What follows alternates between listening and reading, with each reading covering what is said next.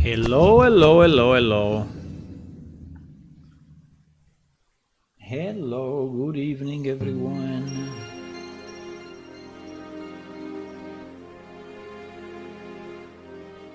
Hello. Hello, good evening. Good afternoon. Welcome to the stream of Plane Shift. Let me see the picture of the day.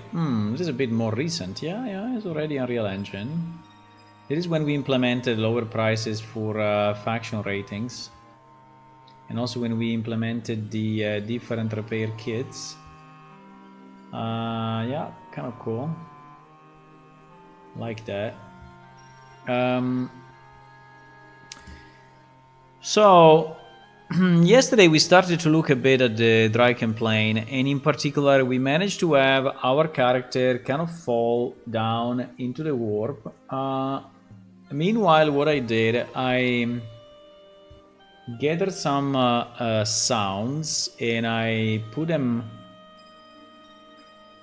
in the character creation. Plus I have 2 voiceovers that I still need, and let's see if I can get them.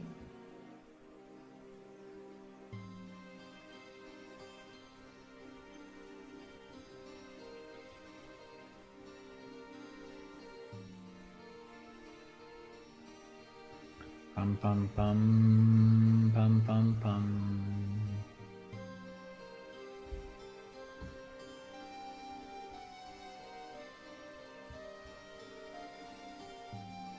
It's loading up. The client didn't start.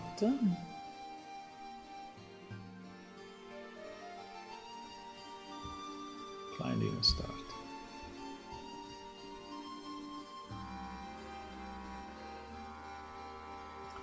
Para para pam pam pam.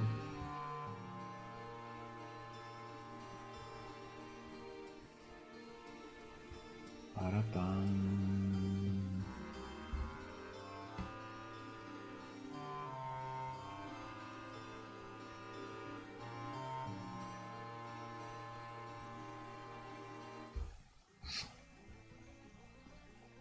Okay, changing music, switching scene, and we go.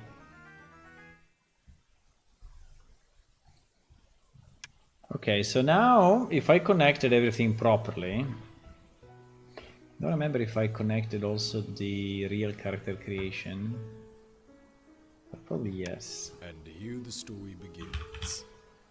Someone special was born, far away from where his mission would be accomplished. The Klyros from Eskelia, a land of vast oceans and small, rocky islands. Incredibly enough, those planets had something in common. Let me stop the music a second, I want to hear the transition. Ancient tongue, revealing their meaning. So in theory now there should be one voiceover, then a sound for the warp, and then a sound for the shutter, right? Let's see. You decided to cross the portal and follow your fate.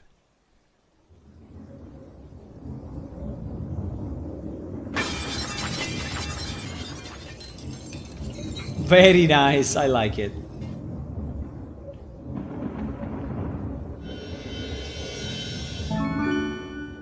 Okay, cool. Now, the sound of the warp remains, and in theory we need a way to stop it. So basically when, well, it stops by itself after some time, so maybe it's okay. Maybe it's okay.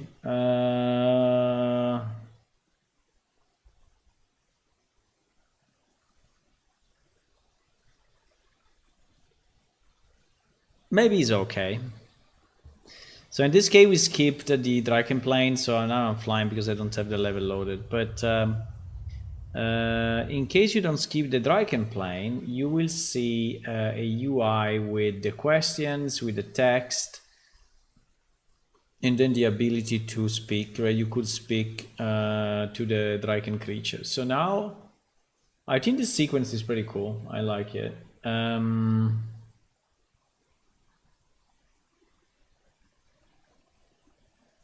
I just don't know if the voiceover or of the "but something went wrong" should be at the end. But yes, I think it should be at the end. I think it should be after the.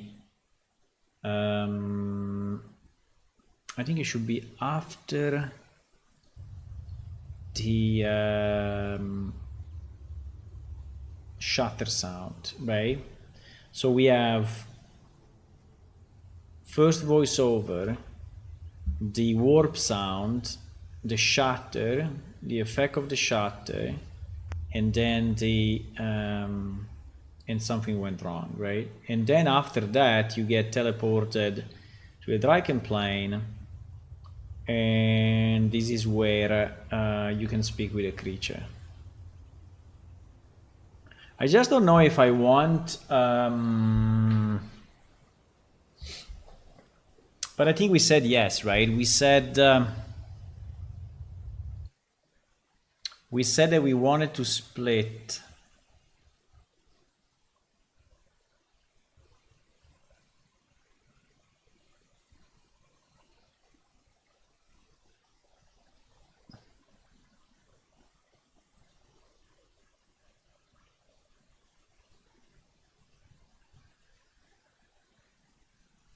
new dialogue should unlock based on the location. Explain what you saw up to that point. Yeah, exactly. I think that I have to rework a bit the. I mean, for sure, we have to rework the Dryken creature, right? We have to.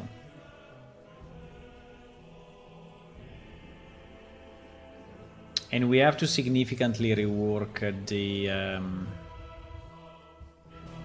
the plane itself. I mean, we can still have doors, right? We can still have like, but it should be very different.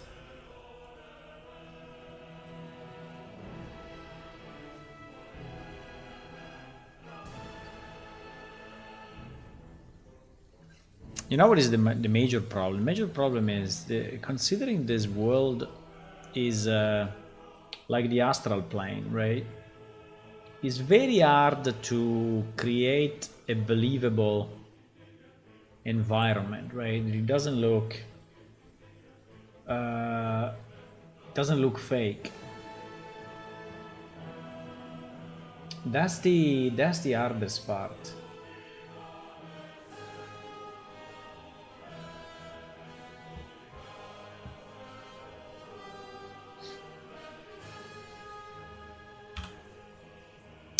That is really the hardest part.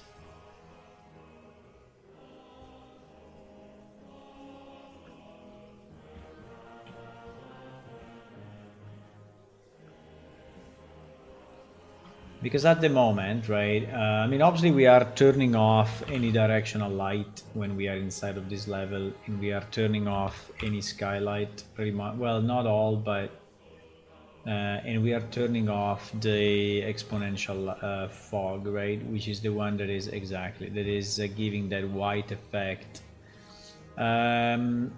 This has the benefit of of allowing you to see all around, but it has the disadvantage that you basically see the wall level, right? So I don't know if we can have a fog. I don't know if we can have a, but even if I put a dark fog, right?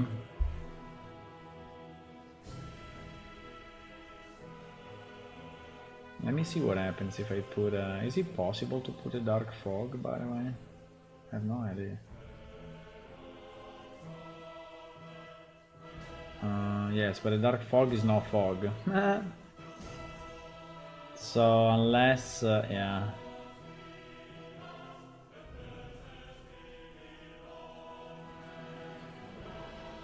Yeah. No, it's not. It's not really doing anything, right? I mean, you cannot really have a fog that is not a fog, so...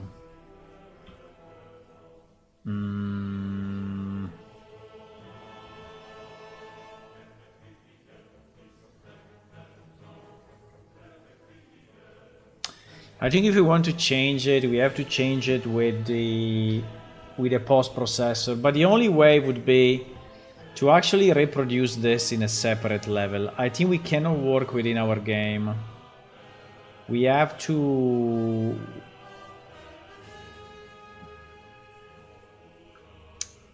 We have to bring this into a new level. I don't even remember.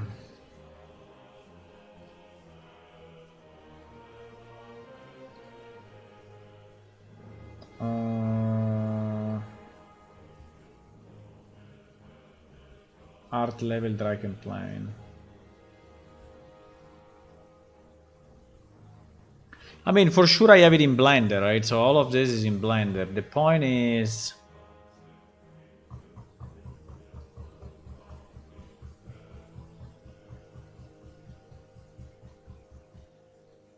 how should we redesign it? That's the problem.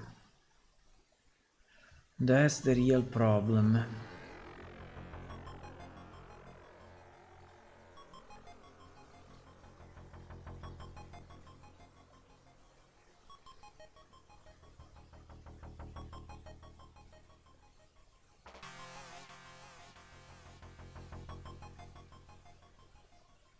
What is platform M? Ah, is the okay, that's it. These are the boundaries only, and there is the actual level.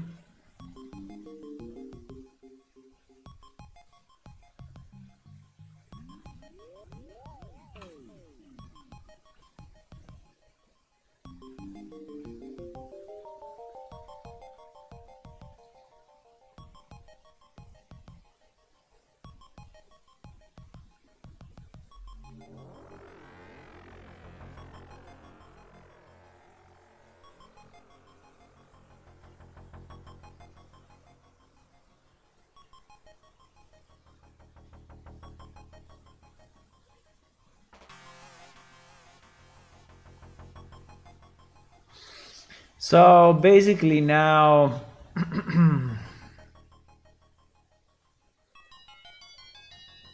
I mean, we really have to think about it, huh?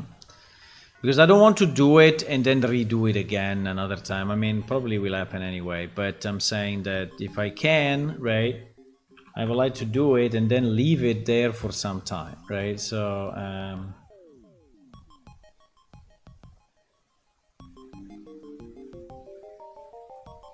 we have a number of possibilities, right? So one possibility is something like an island, right? So you start in the center, right? You start in the center. You navigate pretty much where you want, right? And you find another island, right? And as we said, we need how many of those? We need 1, 2, 3, 4, and 5.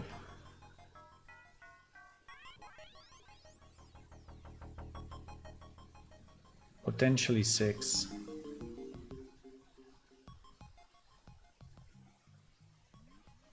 I think I split this because these are more of psychological traits, while this one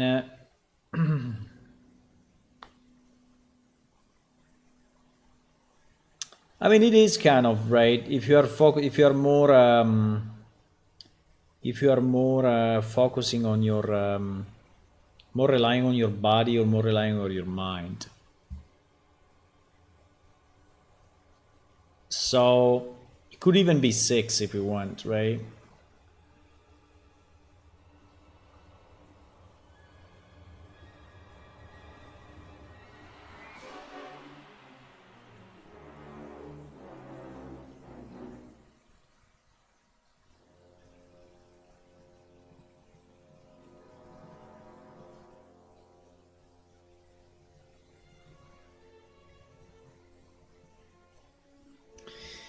I think I like this concept, right? I like this concept. The problem is that or we do it in a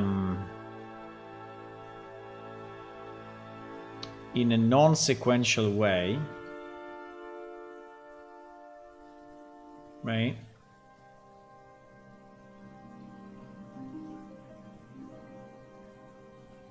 I mean, if you want to do 6, one can be in the center, right? So where you arrived, it can be the first choice.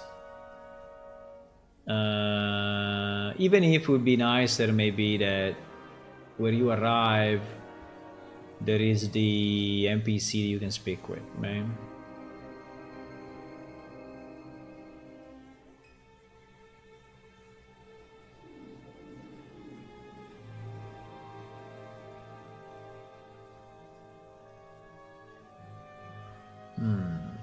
Hello, Zway. You pop up at the right time. After how much? 2 years, maybe? When is the last time I modified this?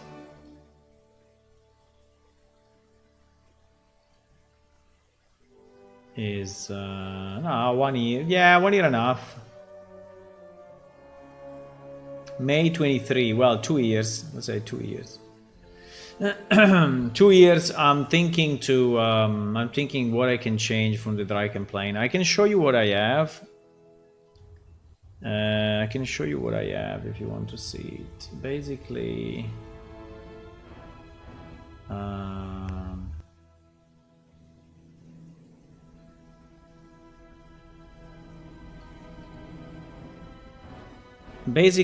I changed I added a sequence in the character creation where basically your character gets shattered into pieces. And this happens while you are falling into the warp. And the idea is that your soul or whatever, your essence, right, is actually shattered, and you have to reconstruct it in the Dryken planes, right? Someone special was born. to move on, and let me just do the skip, because otherwise... No. Why can't I skip? No. I think it worked though. This race of robust humans claimed to be the first to arrive in Iliakum. Heliacum. Hailing from Ginori, a single-continent forest world with a myriad of small streams So, and temperate sea. Incredibly enough, those planets... I don't know if we are skipping now or not. I hope we are Elders of skipping. each spoke of their not zodiacs in skipping. a shared ancient tongue, revealing their meaning. Fuck. If you're not skipping, I have to do the wall thing. On Ginori, your I'm not home skipping. planet. I don't know why the skip didn't work. You saw it? Okay, if you saw it, then I'm not gonna show it again. So yeah, so if you saw it, it's fine. So I don't spend time showing to you. So basically, we have the. So you saw it today, yeah? Because today I did some changes. Because yesterday was just you falling down, but now there is also a shattering thing, and so now, now after that, right? The idea would be that there are these traits, right? And these are traits that I liked.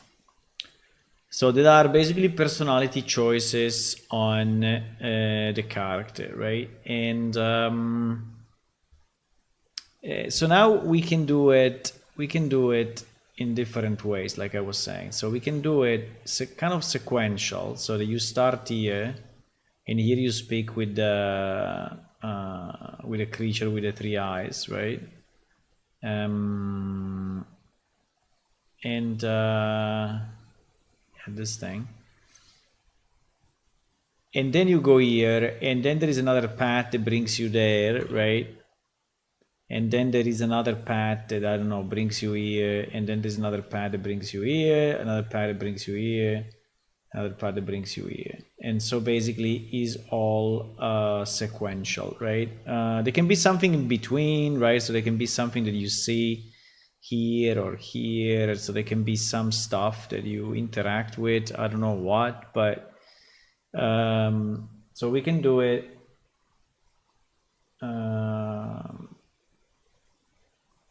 We can do it sequential, or we can do it non-sequential, right? So we can do it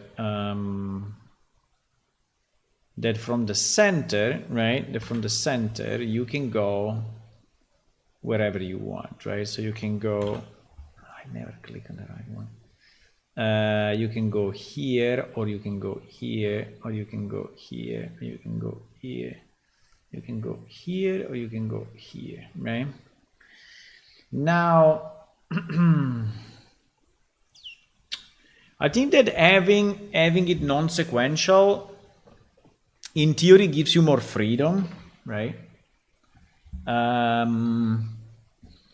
But in reality,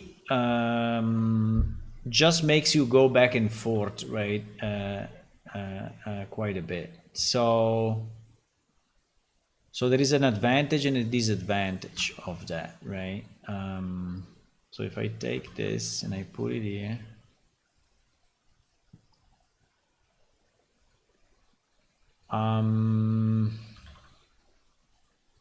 Right. And now we cut off these things that I just created.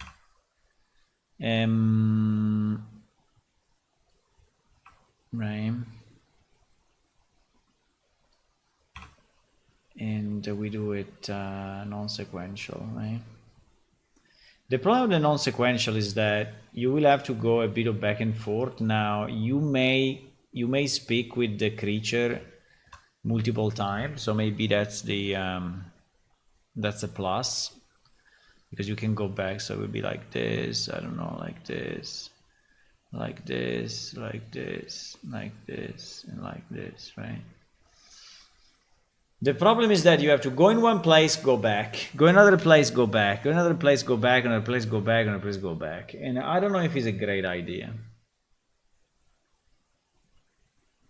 Center is not centers. What do you mean centers? Give more space to explore and role-play instead of continuous maze. I think sequential makes sense for this area. People want to get into the game so much to do first may be bad.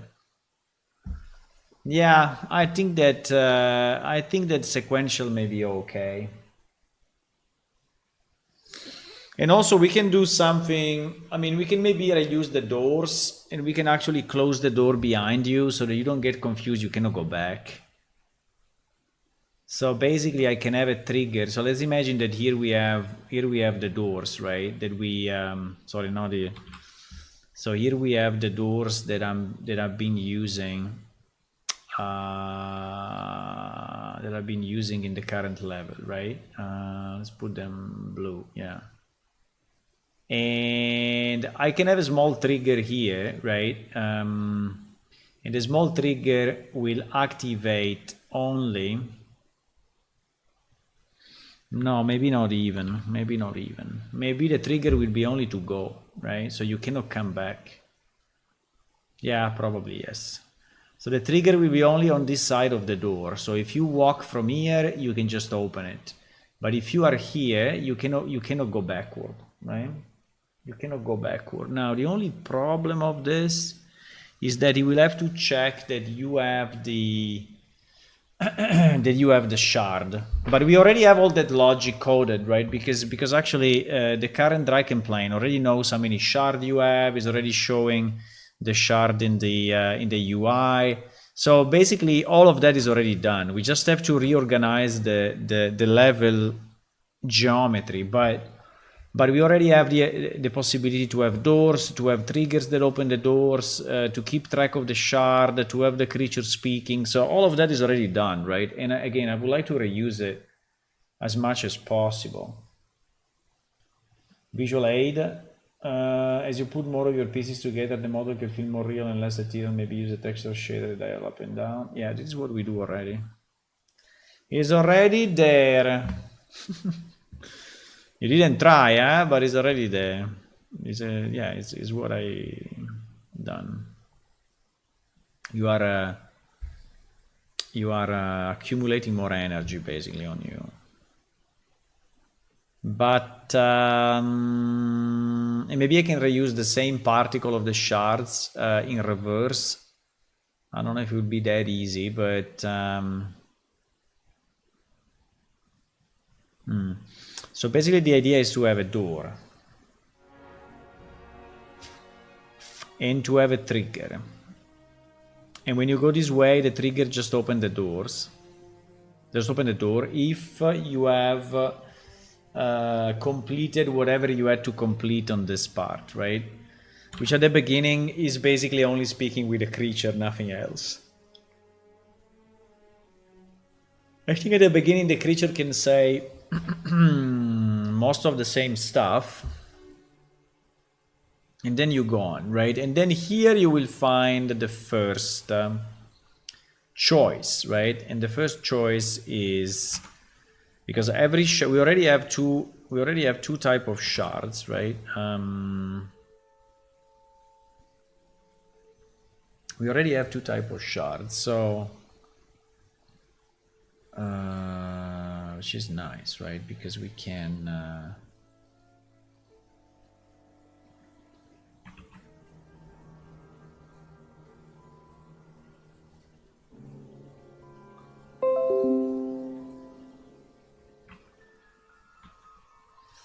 so basically the idea is that on each of these places there will be two shards. And the two shards represent the two personality choices, right? like for example, social or solitary, right? And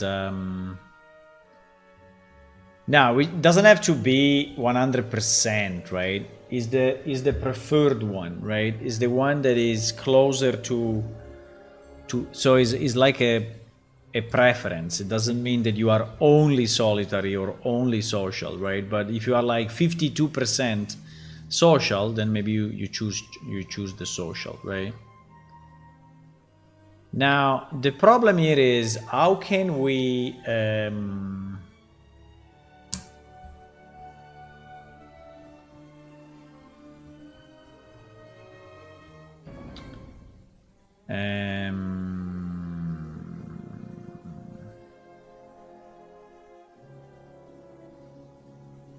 because this is the text that you typed some time ago. It's fine.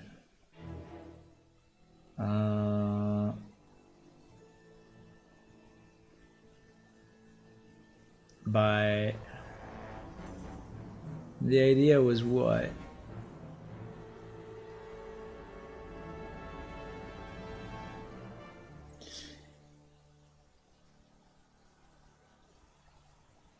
Yeah, so basically here it was just an NPC asking you a question, right?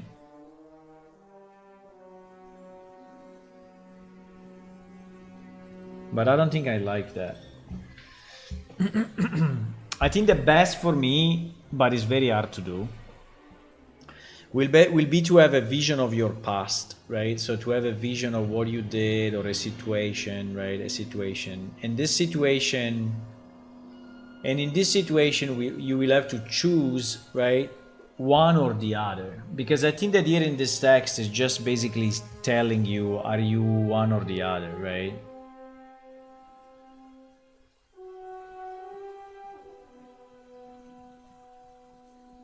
Like now focus on how you will interact with others, standing on the edge of gathering your people, you draw toward the middle of a group to grow more relational converse as you can. You are drawn away from the group of 7 interactions reflecting your own preoccupation. So I don't know. I mean, it can even be a question. The problem of being a question like this, I think, is a lot of text, right? There's a lot of text to read, and people don't like reading text too much. So I was thinking to more of a visual thing. The problem is that if we have to do a visual thing, then I need a six drawings. No, I need 12 drawings, right? I need 12 drawings. Or I do it somehow with 3D, but I don't really know how the hell to do that, right? Because I will need to have like animation sequences, but I need to have multiple characters. You know, it's kind of a mess. It's kind of a mess, and I never fully understood how sequence work, by the way.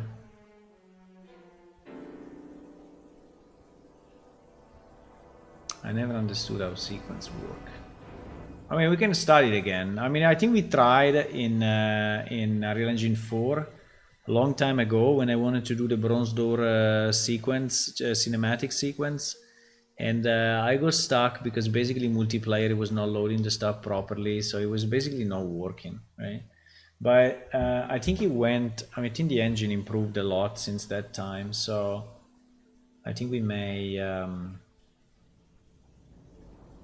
Yeah, but basically my problem is how to do the islands, right? I think I prefer the islands in a sequence and having the doors in between, and maybe the door can even change the color, right, based on your choice, because actually we have these colors, right? Maybe a whole island can change. I think it would be very cool if you should do something, right? So like there is a situation and you have to do something, right?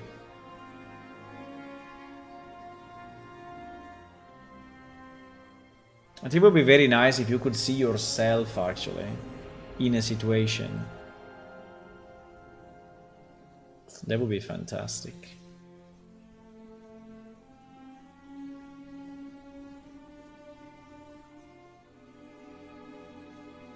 Like if you click on the shard and then you see a sequence, right?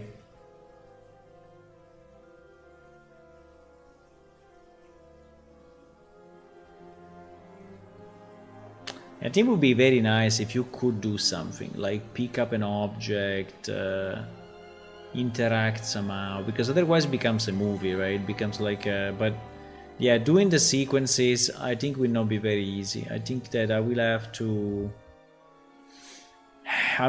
revisit the sequencer and see how to do it. I mean, we can try. It's not that I don't want to do it. It's just that how much time it may take to create, you know,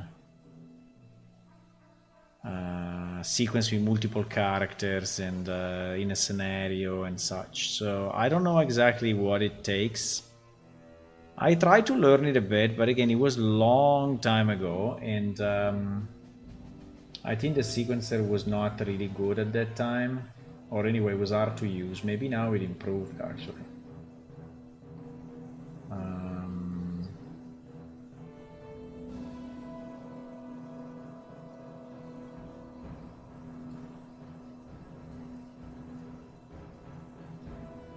Let me try 1 second. Maybe we investigate.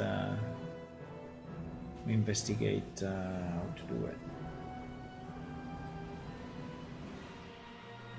Because if I could have a sequence, right, where you see a scene, right, and maybe you also hear someone speaking or something, and then you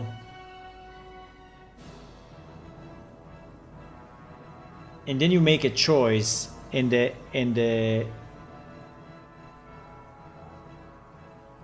scene changes, or the scene continues in a certain direction. I think that would be very nice.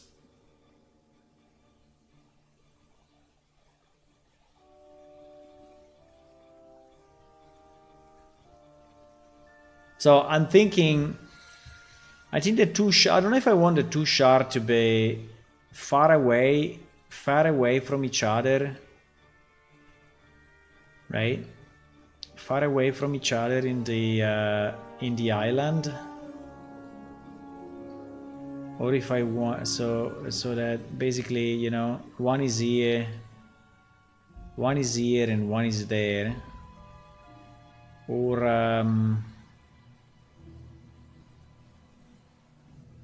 right, so you have two, or if I want the two shards to actually be in the same place, and you decide what to pick.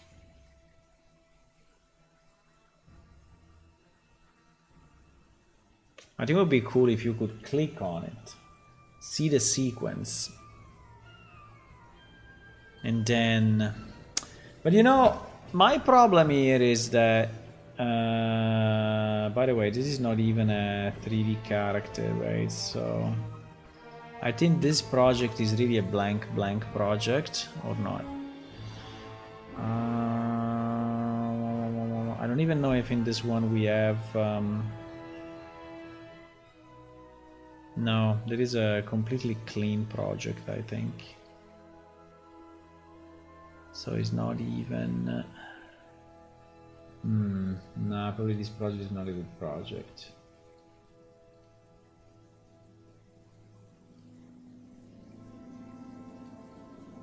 I mean, we could do it with the ALS project, but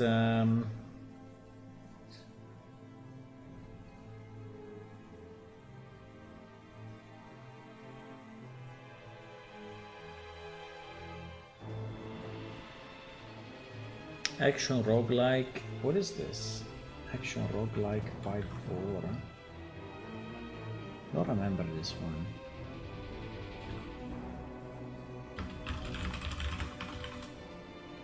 It's still the same, or I think it's still this one.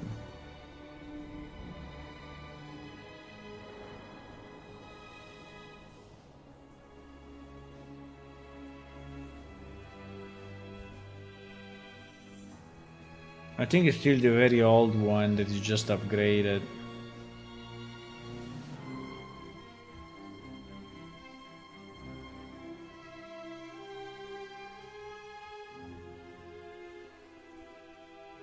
No, I think it's this. Yeah, I think it's the same. No, it's something else. I remember. It was I remember. No, it was super bad. Now I remember it. No, we don't need any of this. Can I stop it? No, I cannot stop it. No, I remember this one. but it's not. Okay, I can close it.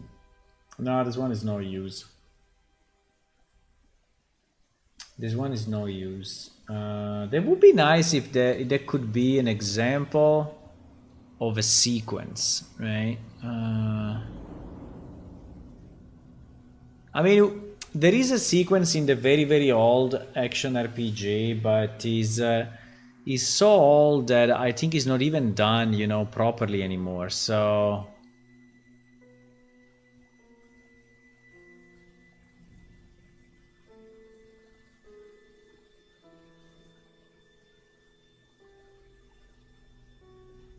where do I see the examples? Under samples, I guess.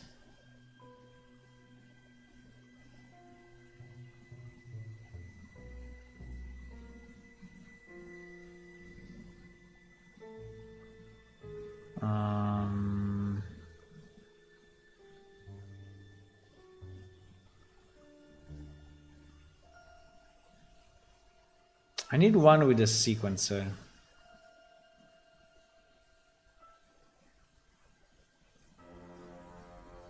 This one I remember was 1,000,000 gigabyte for nothing.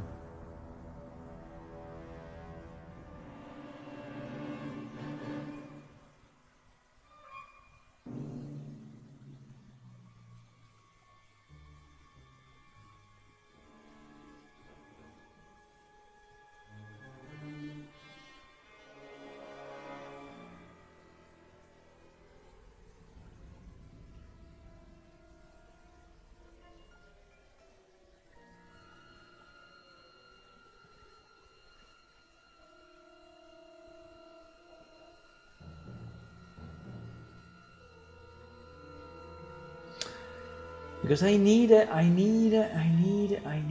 sort of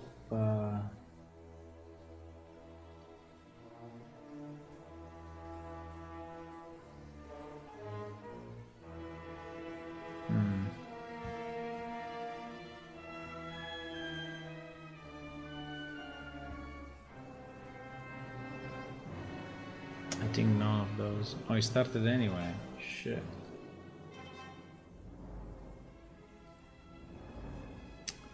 Nah.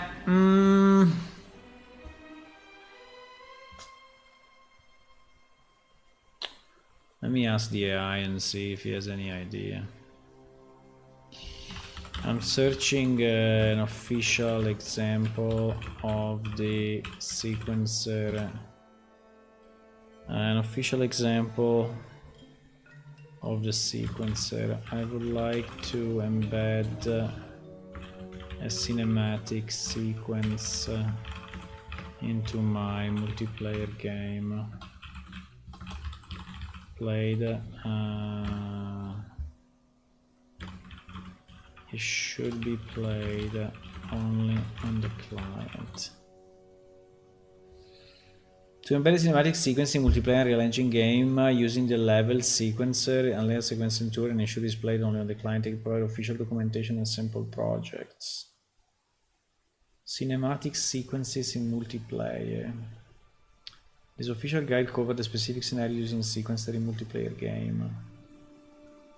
How level sequences are replicated, why sequence should be played on the client only, yes. How to have an issue with replication interfering with local playback.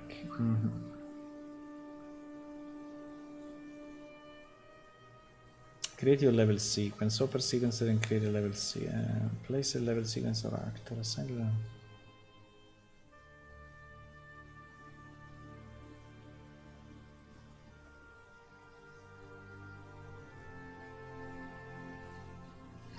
Lyra includes cinematic sequences built for multiplayer. We have that, but I don't know. We have that actually, but is it is true? It is true or not? Let me first see this.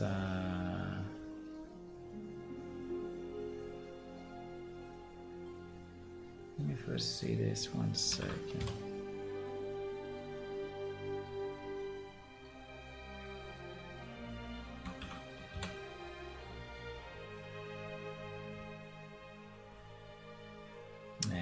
is not pointing to anything. Fuck. It's pointing to stuff that doesn't exist, so it basically hallucinated fully. Fully hallucinated. Nice. Nice. We can try to search it this way. And see what we get. Maybe they changed the name slightly.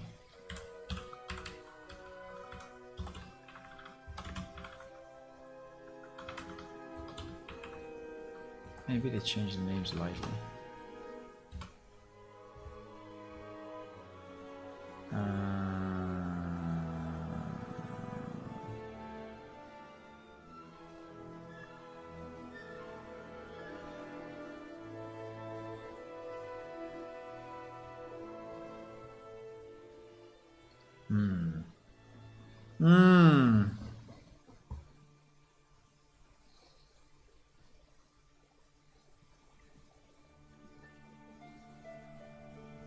Why Fortnite? No, please. No, please. No Fortnite, thank you.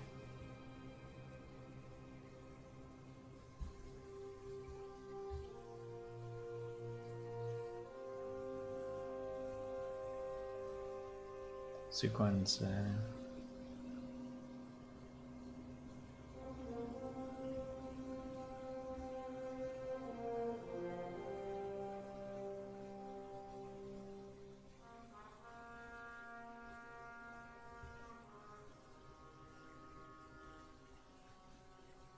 I wanted to see an example of some kind, but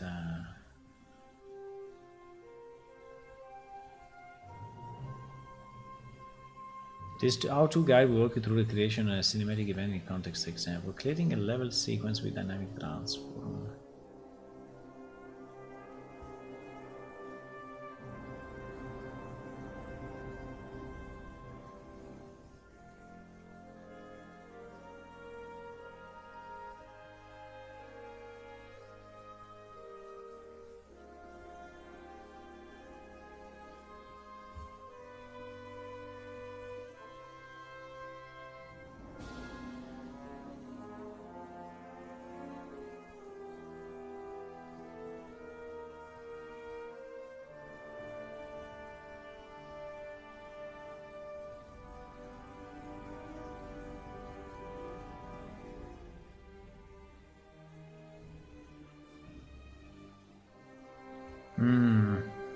There is a lot of stuff, huh? There is a lot of stuff.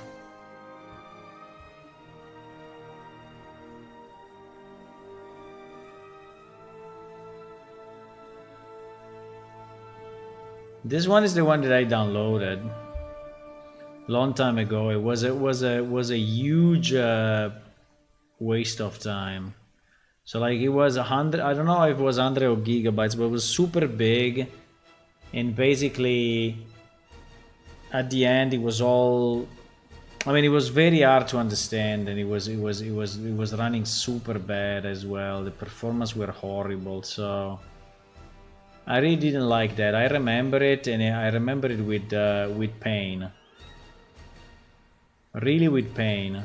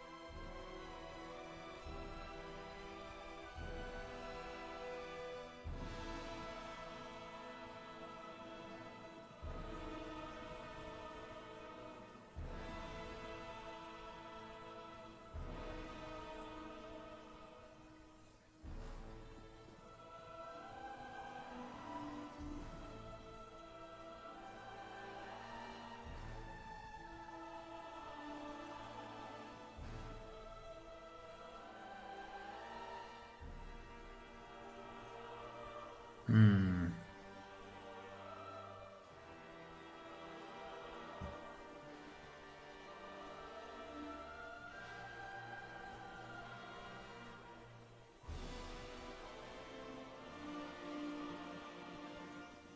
we can use everything that the character can use.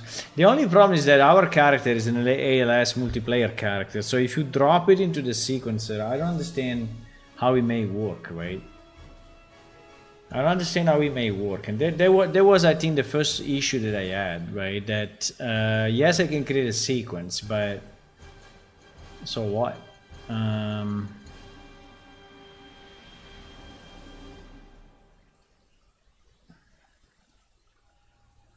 Is this Lyra still valid or not? I don't know if it has been updated through the years. I have it. I mean, the version that I have is not super old. Right? It's of November 24, so it's still reasonable, I would say.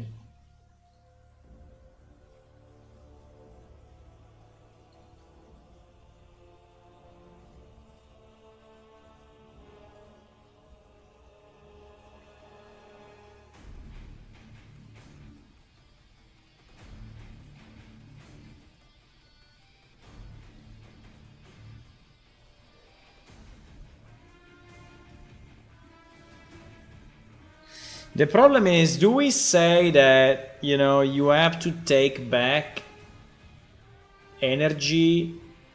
I mean, why you have to make a choice? This is basically the problem, right? So, do you, I mean, why you cannot pick both, right?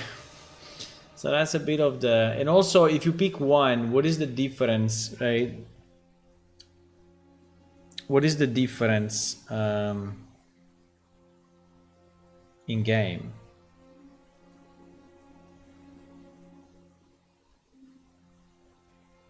So these are all questions that we need to answer, right? So if it's just for role play purposes, so that it stays like in your character as a personality trait, and the fact that, and maybe, you know, there can be a pop-up just explaining that you should not by default select what you would do as a player, right? But you are role-playing a character, and so the character may be different than you. Compiling shaders, what a news. What a news!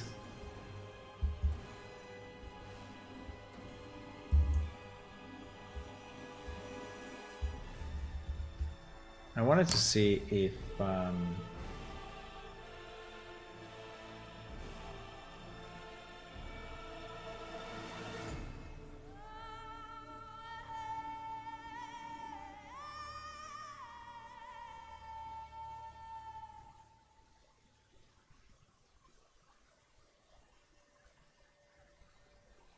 come on, compiling shader 400. Why so slow? But yeah, I mean, we have sequences here. Now, let's assume that we can do it. Which kind of sequence we would do, right? We would really do a social situation where you choose one or the other, and you have the two crystals in the scene, or you have the crystals outside of the scene. So are the two, because what I'm thinking to have the two crystals actually rotate, you know, one next to the other, and then you go there, you click on this object, which is the combination of the two, right? And the vision appears, right? That would be the best. Now it can only be a phrase for now, but I think it would be cool if it could be a kind of a vision of some kind.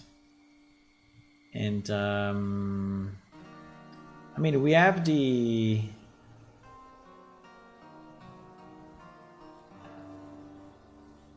so we can just create an actor with the two, right? Because this is what, this is already an actor, right? Yeah, floating shard. So we have And I think we exposed the color, so we probably just set up the shard with a different color and that's it. I know.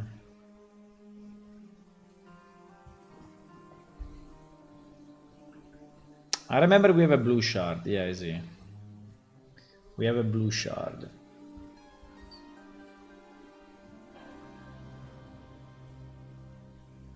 We have a blue shard. How is this one? How are we changing the color? Maybe we're changing the material. Ah, we're just changing the material. Okay. We're changing the material on the shard. Okay, fantastic. I think it's okay. We're changing the material. So we could have, you know, an actor that actually contains two of those things that are rotating, rotating a bit now. Or just standing next to each other, right? But it's fine. Or maybe we can have one that is changing the color. Yeah, that could also be nice. So we could have one that is changing the color between blue and purple continuously, right? Every X amount of seconds, right? Every 10 seconds or so. So it can switch between the two. I think that would be nice. So maybe we can have only one shard instead of having, you know, instead of having two. And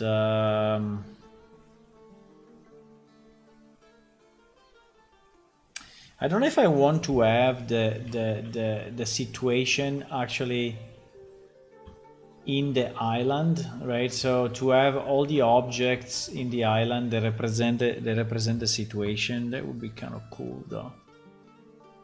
Problem is that I'm thinking a bit beyond my current knowledge, right? That is a bit of the issue.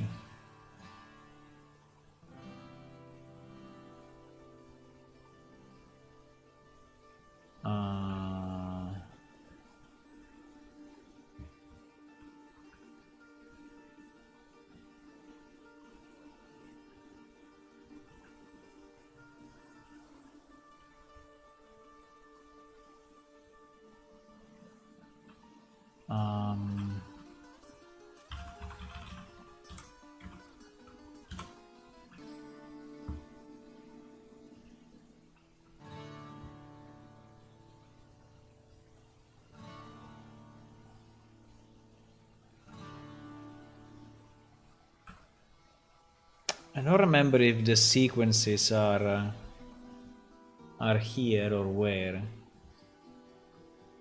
Anyway, this one is extremely heavy, right? Lyra, for whatever reason, is super heavy. Takes a lot to load. I mean, it's true that we are running it through the editor now, but it really feels like heavy.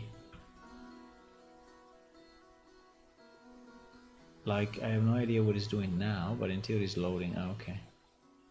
Well, was loading the loader. And now it's loading.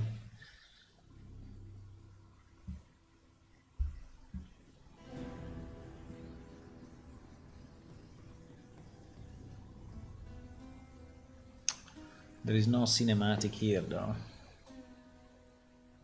There is no cinematic. Yeah, it's super laggy, like beyond real how laggy it is. I mean, it's true that we are in the editor, so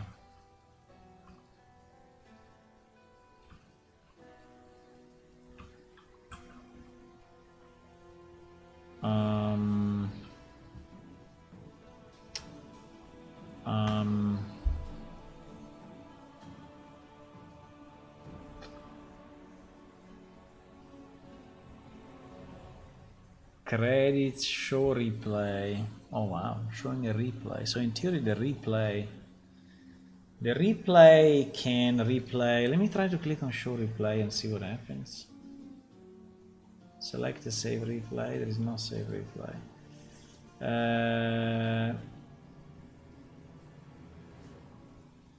Credits is only like this. No, I wanted to find these sequences, but I don't know where there are. But we can probably do different. We can just search sequences here. Even if I tell you this one is not really. Oh, by the way, I never realized that there are a lot of animations here.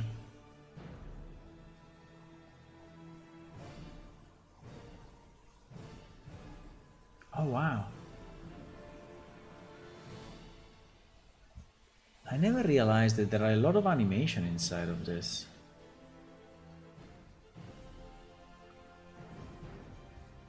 Huh. Maybe we can use some of this.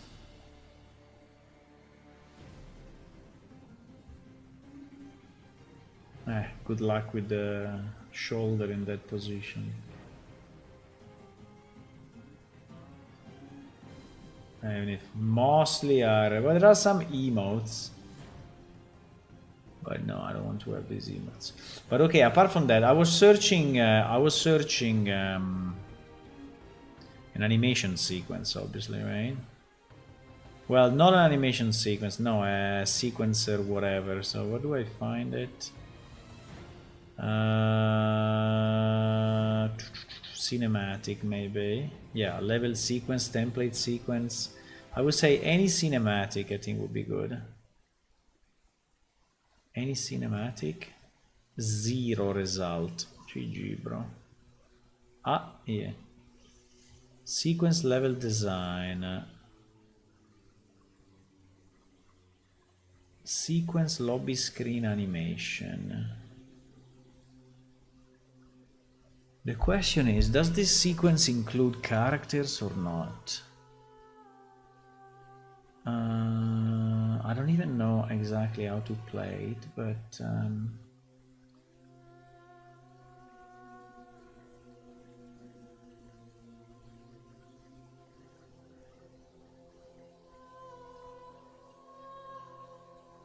render this movie to a video or image frame sequence.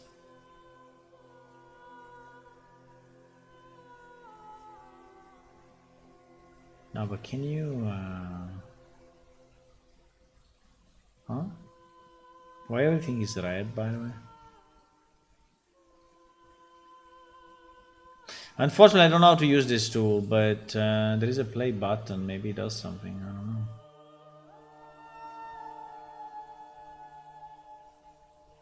Are we inside a level? Or?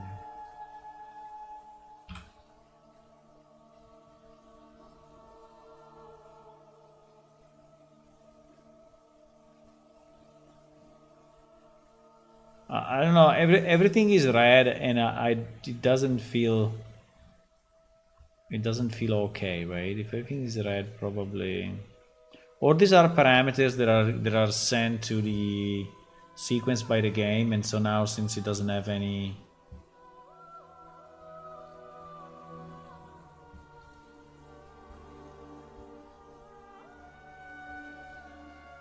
Because if I do play, right, it's trying to do this object binding, but yeah, then it's saying bound object missing, like if obviously cannot.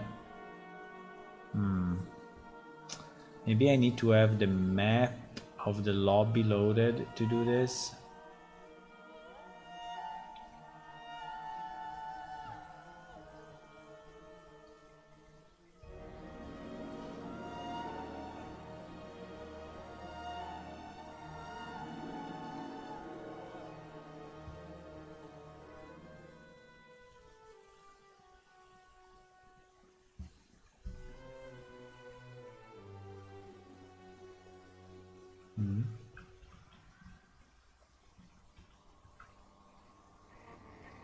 Everything is hidden.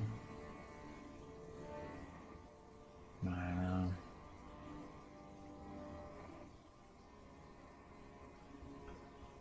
Why there is nothing in these maps? I don't understand.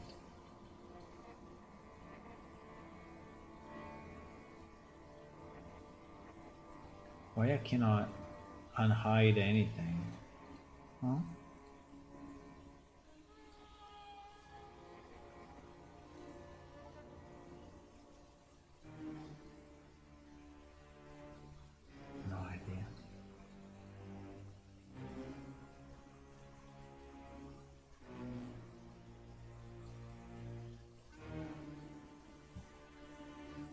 It's done in a weird way. I cannot even open the map, right?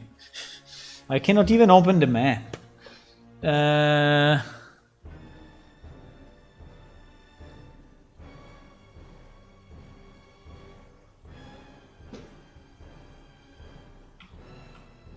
Or the map is generated at runtime, which is possible.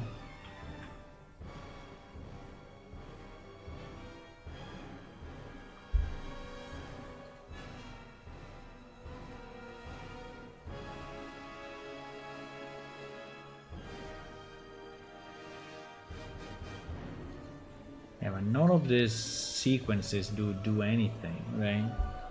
Ah, this one is not red.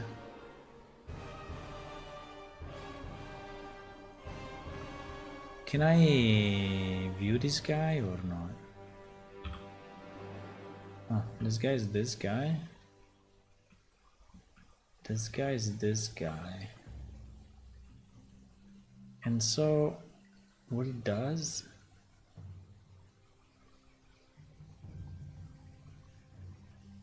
Nothing. Basically nothing. I think that here there is the there is stuff loaded dynamically that now we don't have, and so these things are basically not working. So it's not a very good example of a sequence because it's all stuff that is generated dynamically, and nothing of this works. I don't even know how to test it, right? I don't even know how to test it.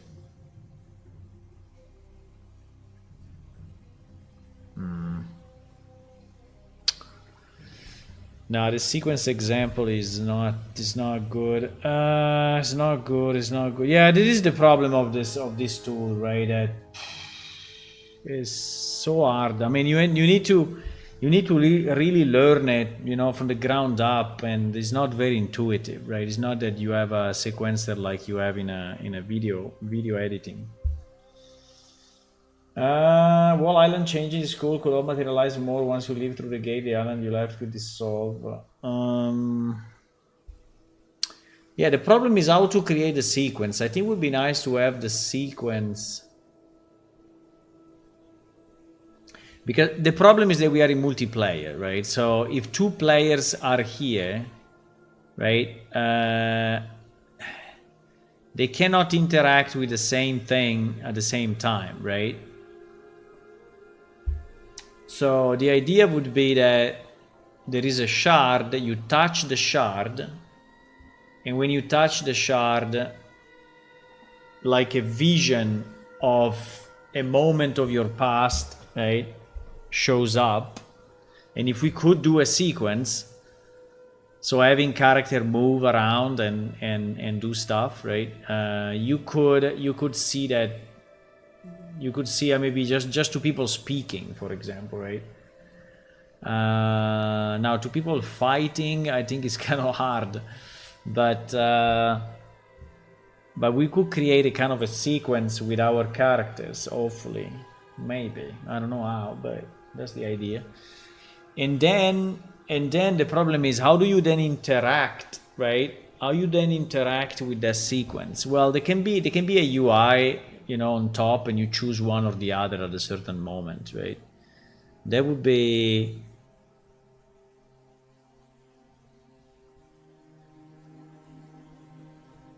My problem is that I don't understand. I mean, I think I need to learn it from scratch, right? Because I don't even understand what the sequence does, right? Is the sequence really creating new objects on the fly? I mean, how the hell does it work? I mean, it's a pity there is not a simple example. This example is insane. I mean, is C++ stuff is I mean, this example is a very bad example because it's too complex. So we need a simple example that is demonstrating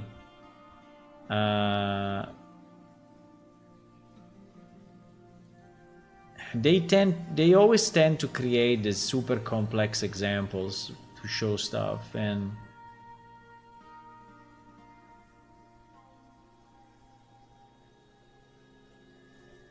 I mean, we can try to download this one, but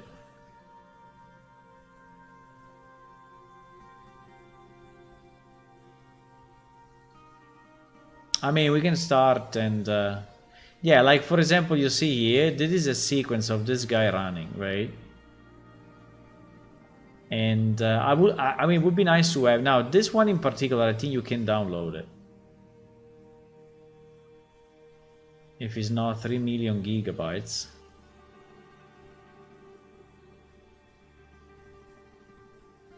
Why doesn't tell you?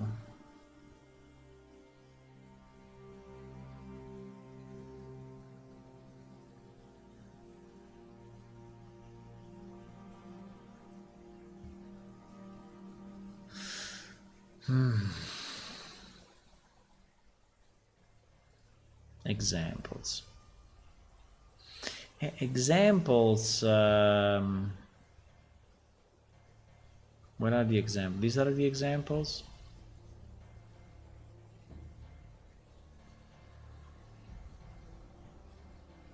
Step-by-step examples. Yeah, but can I download the example? That's the problem. If I have to recreate it completely manually, it's going to take me forever.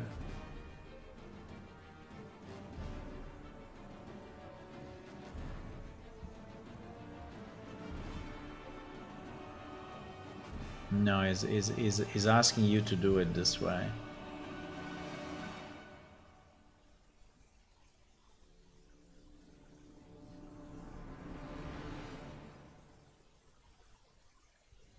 Let's just try to follow what it's doing, right? So, okay, it's creating a proxy of an actual player. Okay. It's creating a tag of this player and calling it player. Okay. Now, what it's doing? Next, open your level blueprint by clicking level blueprint at level toolbar and select open level blueprint. And here is already a problem, right? Because we don't want to have something in the level blueprint, which is running server side as well, right? Reference your sequence in blueprint by selecting the level sequence actor in your level and right click on the event graph and create a reference to the level sequence. Create a reference to cinematic. Create the following logic.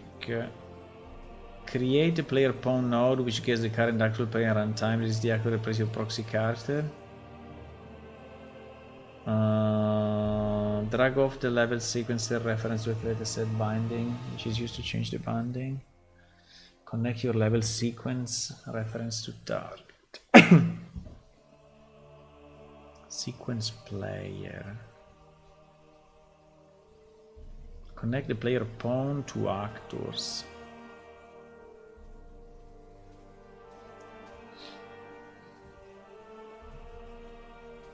Ensure allow binding from asset is disabled.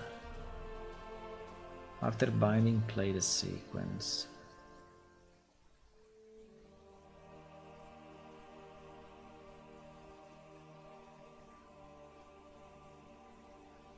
I mean, how do I have to display this sequence, right? So it's just saying, I mean, it's telling you so little, right? It's telling you so little.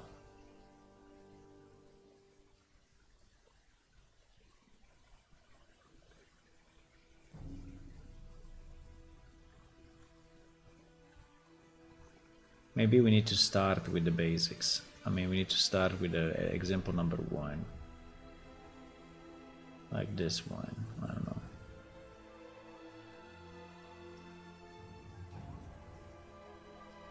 If your project requires cinematics that takes place in more than one location,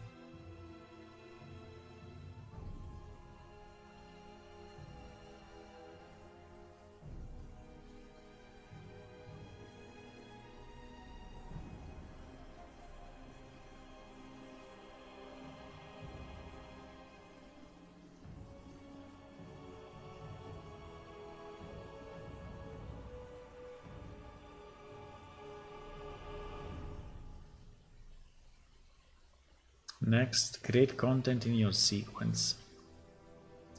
Aligning your sequencer content to the transform origin actor. In this example, the mannequin character walks to the same location as the sequence level actor.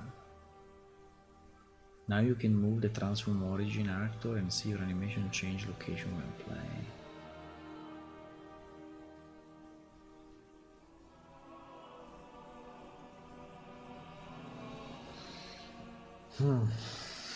Jesus. I don't know. I tried already this, and I remember that it was a pain. It was a pain in the ass. I think I tried this a million times. I mean, not million time. One time. I tried it only one time. One time. I tried it one time.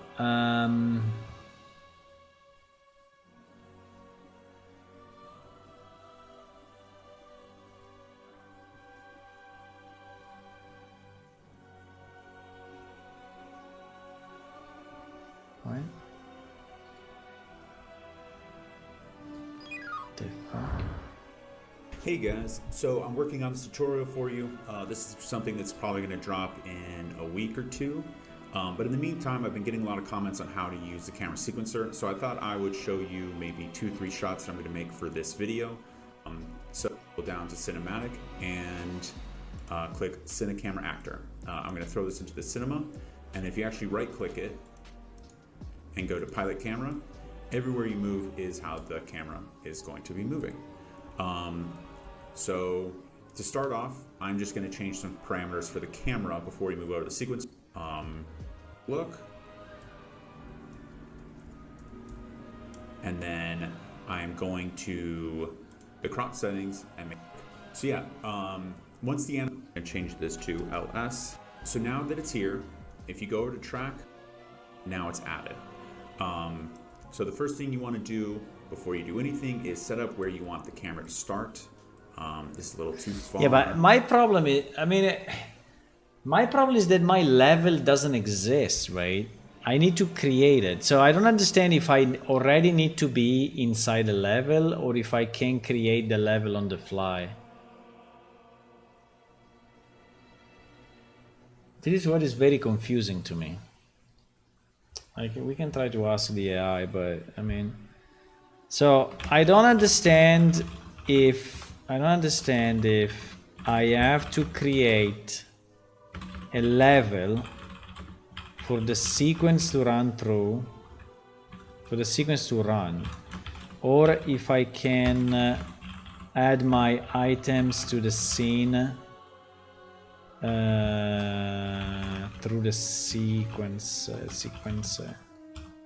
So those items do not exist in the normal game, but they do in the sequence, right? So when you play it, you see things that do not exist in the normal game. So I think that this is my main question, right? Because I want to have content that does not exist in the game. So you see a sequence, right? It's not that you are inside a sequence. I don't know what to say. Yeah, this is a common use case, especially for story scenes, intros, or cutscenes. Exactly, we have to do a cutscene, so... 2 ways to handle sequence-only items. Create a dedicated level. GG, bro. And then how do we go there?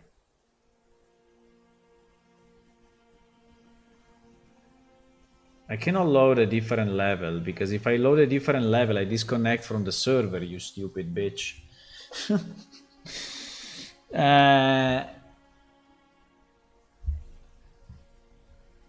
Everything exists in that level. Camera, character, effect, then return to the gameplay level after the cinematic. I mean, this doesn't work in multiplayer. Option 2, use possessable spawn on actor in the sequencer. No need to separate the level. You can have actors character properly only appear when the sequence is played. These are called spawnables in the sequencer. Create a level sequence. Open in the sequence editor. In the sequence editor, click track, actor, add actor to sequence, or add spawnable. You can drag a blueprint, skeletal mesh, static mesh into the sequence and choose to make it spawnable. You will now be spawned at runtime. Only visible when the sequence is playing. Cleanly removed afterward. Yeah, I think this is what we need, right? In multiplayer. Since it is client-side only and spawnable only exists in the sequence, do not replicate these actors. Avoid gameplay logic or networking on this temporary cinematic actor. Ensure the sequence is played only on the local client. Yeah, and it is my big deal, right? Because if I connect an ALS character that is actually fully replicated to this sequence thingy, I don't know how it may work.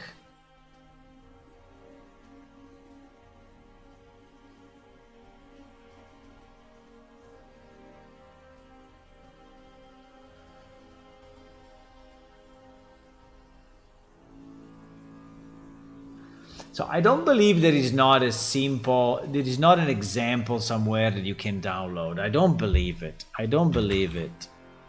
Unreal 5 sequence example download. Come on. Template sequences in Unreal Engine. Template sequences sounds kind of good, huh? Template sequence. What is it?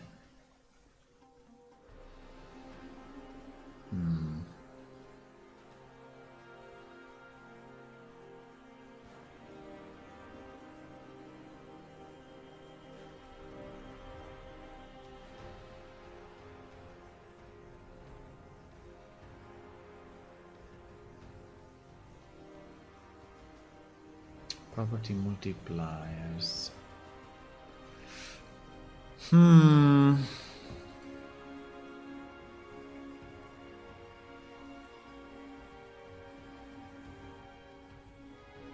Hey, what's up? Let's play a little sequence with a keystroke. To do that type of sequence, and first thing you want to do and click open level blueprint. In this blueprint, we right and you can please click this tool, and this will be the levels. Over here, choose our sequence that we created earlier. This sequence 1. So in this drop down, you can drop the pin and play 2.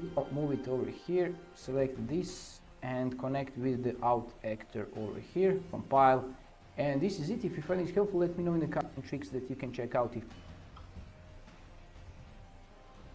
I mean, okay. I mean, okay. You can play a sequence. That's nice. That's nice, but that's nice. 4 or UE5. Can I download an example here or something? No. No. No. I'm going to be telling you how to use Sequencer, give you all the tips and tricks I've used. Click Cinematics at the top of the page and add Master Sequence. The main difference between these options is that a level sequence will create one clip and a master sequence will create numerous clips we can work with. So when you do this, There is still in Unreal Engine 4. So this is our sequence. Our camera cut is basically our movie clip, and we have one track in our sequence which is a camera, and it has various properties to what our camera is seeing. Or just below it we can click. I mean, I'm fine cameras putting a camera in the button scene to lock ourselves to the camera. So we want our left screen to be our normal viewport. So let's click the drop down and uncheck allow cinematic control. And let's put the viewport back to normal perspective mode. Okay, cool. So normal view left, camera view right. So sometimes you'll need a bigger screen to see details or to watch your scene back. For this we can either click the button in the top right of the screen to take over both screens, or we can press F11 with the screen selected to take it to full screen. Then we can press F11 again and to extend this we add length of our clip. But if you play, So does it play pop into here or your what? Scene 1. So low aperture being a small amount on our timeline, and in this case we've stored a transform. Now we're going to select our camera actor and look in the details. Click the focus settings drop down and with its focus to focus on the point you clicked on. But this just guarantees you get the right focus point and your click doesn't go through the print and the count of 000, moving your camera. And you'll have to redo the camera transform. So remember this workflow, and it's the same for objects but without setting the focus. And that is everything you need to know on how to control Sequencer. Now let's go over some effects and different ways you can capture a scene. So before we get into creating a scene, I first need to show you how you can have lots of different shots all in the same environment. So let's say we want 2 clips, one of our characters standing still and one of our characters sitting down, and we want to capture this in the same spot in our map. Well, what we can do is select our actor in the level, then select track in sequencer, click actor to sequence, and our actor, if selected, should be at the top. Now we've added our actor to the track, what we can do is right click the actor and convert to spawnable. We can also do this to convert the actor back to possessable. You will now see a lightning bolt next to our character, and this just means our actor is now scene specific. So it will disappear in other scenes and reappear in this scene. Okay, moving on. How do we actually make actors and objects do things on our screen? Well, what you need to remember is that when you're capturing a scene, you have no control over your character or object. So all the actions must be set up before we hit that render button. And to make a scene, we use a combination of 3 things: animations, blueprints, and sequencer settings. So let's start with animation. You'll need an animation for all of your scenes involving characters. And the most common way of using an animation is by bringing in a skeletal mesh, adding the actor to the shot, clicking on the plus sign, then under animation, selecting the animation you want that mesh to play. Our character will now play our selected animation, selecting the animation you want that mesh to play. Our character will now play our selected animation, and we can adjust it by extending the clip to loop it, or we can change the position of the animation along the timeline by click and dragging it. So here are some examples where I used animation. We've got our nodding scene, we've got our looking down scene and waving scene. So you'll use animation for almost every one of your scenes, so I really hate to say it guys, but you might need to practice your animating skills. Once we've got some animations in our scene, we're most likely going to want some interactions or functionality to be going on. A door opening, an explosion going off. This is all done in Blueprint. Just think of any Blueprint functionality you've learned over the time working with game dev, and you can use this knowledge to bring your scene alive. What we can do is either call Blueprint nodes to run on a delay, or we can call events directly from Sequencer. To call a Blueprint from Sequence... Wait a second. I think I'm starting to understand a bit better. So he said the 2 or 3 important things, which I like. So the way he converted the character to spawnable was kind of very meaningful to me, which is nice. But I was thinking, can we meanwhile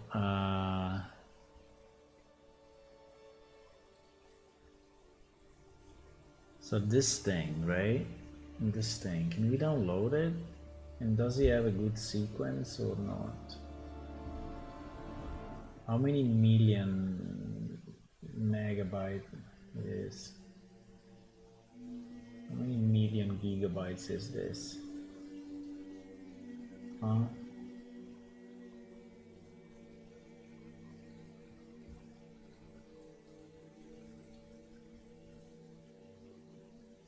Add it to my library.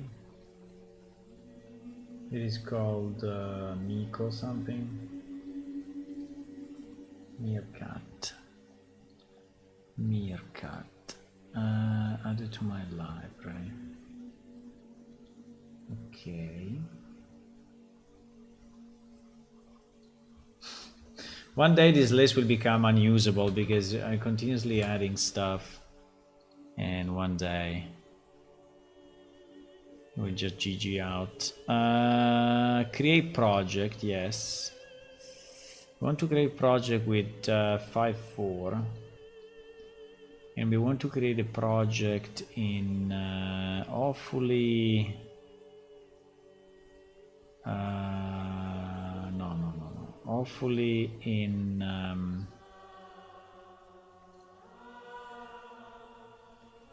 hopefully in here.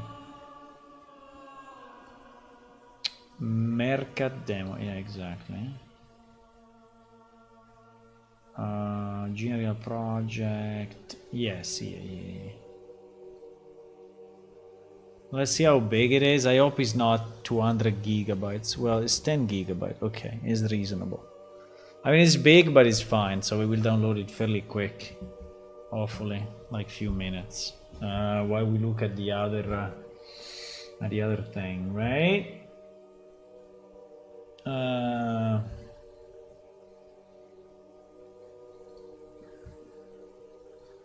Let me close this meanwhile. Let's continue the video while it's downloading. So we can add that actor to the track. Then we can click the plus sign next to the actor. Under events, click trigger. From here we can add a keyframe, then right click that keyframe. Under properties, select the event drop down, go to quick bind and type in the name of your event. This will now trigger your event at the... Ah, this is very nice. Okay.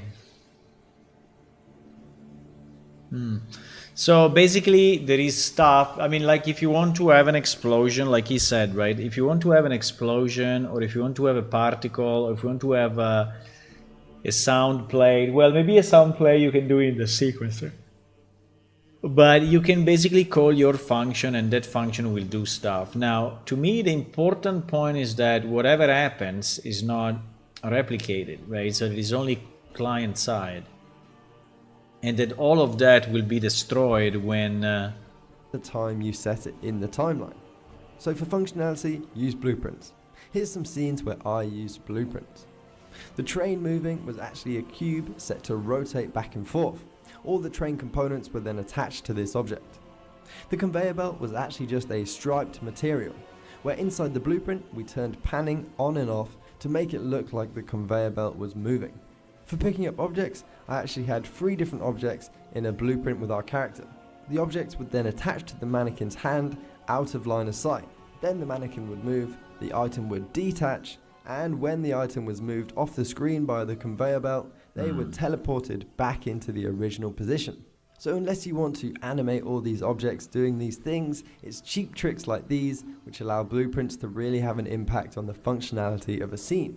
Once we have our animation... These robots with bad tits is really, really bad. ...done, and we have our blueprinting functionality done, we can now tweak both these things in sequencer. In fact, they're all sad, you see. The main way I use sequencer is to change the transform of an object. For example, if we want to move our character while he plays a running animation, we can make 2 keyframes with him at different positions and change the transform. We can also add tracks to our actors or blueprints in a scene. So let's take our third-person character, for example. Let's first add him to our scene. Now we can click on the plus sign and look through the components to decide what we want to change. So let's add the skeletal mesh. Then for the skeletal mesh, we can click on the plus sign again to change certain properties of that mesh. And there are loads you can choose from, but let's say we want to change the mesh color. We find the material we want to change, so element 0. Then we can change the parameters of that material.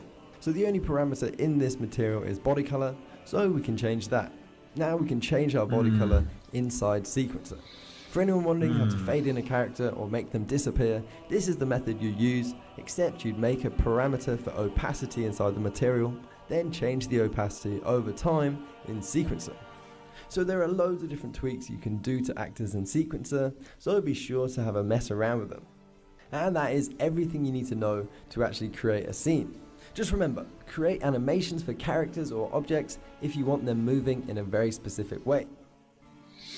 Yeah, I mean, that's for sure a problem for us because we cannot, have all motion capture things, right? But maybe we can use at least the walk. I mean, I think that the walk and the sit down, if we do it properly, I think the character can sit down. Maybe he can also play an attack animation. The problem is if we could have the character actually hold an item. But yes, I think we can because like this guy shown, right? By the way, let me give this guy a like because this was very nice. So you can just use the blueprint to actually attach the only issue I have is how do you know what character... Use blueprints to create events and actions triggering in your scene. And use sequencer to polish up both of these things with different tweaks and effects. Now let's go over a few more important techniques. Here we have the curve editor. If we click the graph button next to our FPS, we can adjust how each keyframe transitions from one to another. By default, our keyframes are set to fade in and out, but we can click on a keyframe to adjust it manually by moving the line, or we can choose one of the above settings. That's fine. A lot it over here. We can fade in our clips by adding in the fade track, then keyframing it to go from 0 to 1 over time at the start and 1 to 0 at the end. When it comes to movement, like I said earlier, you can give your character a moving animation, then you can keyframe the character to go from one location to another by adjusting the transform. This is a perfectly fine method, but if you've got your character's feet in the shot, you might bump into some issues with the feet sliding around. To fix this, you can use root motion, which basically uses the root bone to drive the movement of the character. For this, you first need a root motion animation where the root moves with the character. You then need to open up the animation and check root motion inside the details. And from there, the walk will be a problem because our walk is all networked, right? So and play the montage in your character blueprint. Voila! The movement is now driven by the animation. So here's something you need to watch out for. It can be really annoying if you don't know about it, and it's pissed me off numerous times in the past. If you're trying to delete an object on the screen, but you have something selected inside Sequencer like a keyframe or an object, when you press delete, you will be deleting your keyframe or the object, not the actual item inside your level that you're trying to delete. If this happens, you can press Ctrl Z to undo, which will deselect anything in Sequencer, then you can delete your object, or you can click somewhere in Sequencer to deselect your item, then you can delete the object in the level. Okay, final thing, rendering.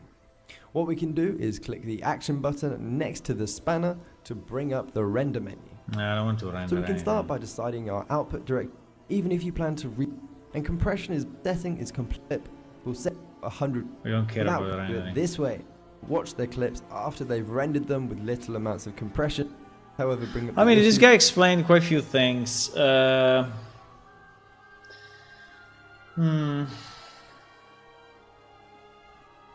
Yeah, the problem is if we can, I think we had events defined the design doc for a while ago there when it's static and resend it. I like the idea of the sequences, it could be really engaging and start building an origin for playing, yeah, but those events were not, I don't know, I have it here, it's here somewhere. Maybe it's Dryken plane, whatever. There is probably more than one Dryken. No, it's not here. I think it was like tutorial remake or character creation. Character creation remake or something. No? Character sheet advanced Dungeons and Dragons second edition. Spoiler main plot. I think it was this one probably. I think it was probably this one, spoiler main plot, but it's a spoiler, you know, so let me just click on it on the second, yeah, it's this one, but, you know, this one was not, I mean, there is a bit of this, right, there is a bit of this, like,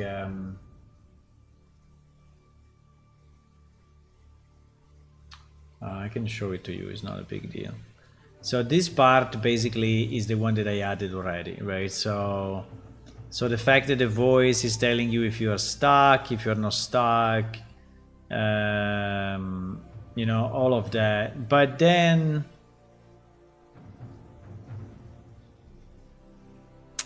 it was speaking about an object that you would obtain, and I didn't like this. I really didn't like it. I thought it was too mechanical. I mean, it was too like fake, and I didn't really like it.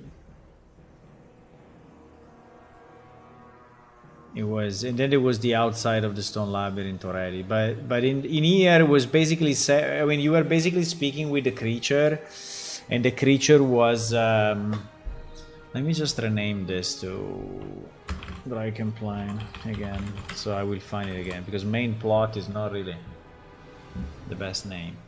There was not much there. There was basically that you get an item, and then you get to say something about your past, but there was no scene or anything.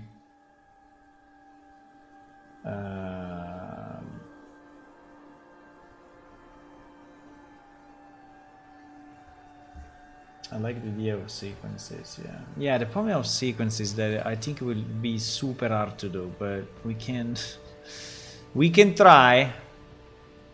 I mean, trying is always an option, right? Trying is always an option. Okay, let's try to launch this. We downloaded this example. This example as a full sequence. But basically what I need to do, I need to create, for example, I need to drop chairs and tables, right? And maybe we can create fake walls, but I think it would be okay to have just chairs and tables, right? So if in our island, right? So let's imagine that we have our island that I think we decided that is sequential anyway.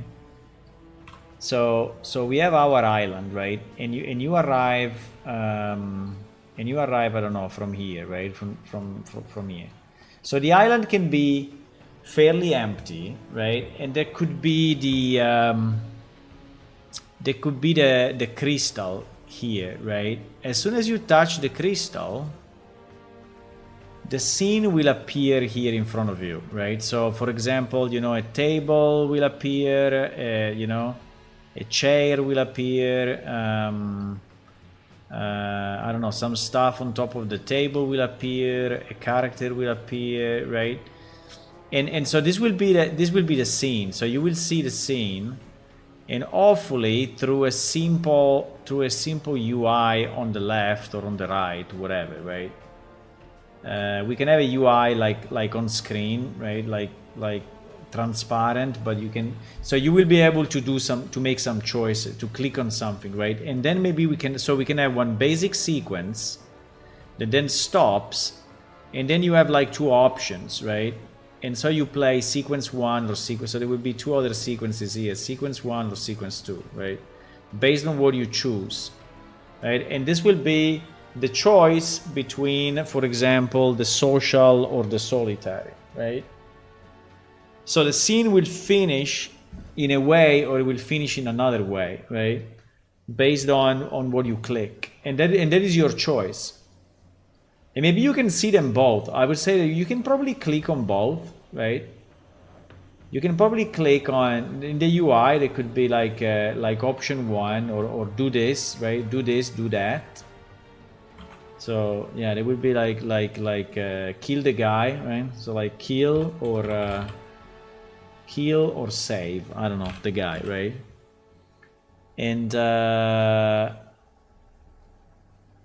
And based on that, we will play one sequence or the other sequence. But then maybe you can play them both, but then you can choose the one that you like after. So I think you can see them both. I think it would be nice that you can see them both. And then you can say, yes, I want this one, right? So like there will be a kill, and then there will be a kind of a undo or rewind or whatever, right? So something like undo, and so you go back to the same sequence, or yeah, there can be a button like that appears after the kill is finished, which is like I change my mind, right? Like I change mind, whatever, changed mind, and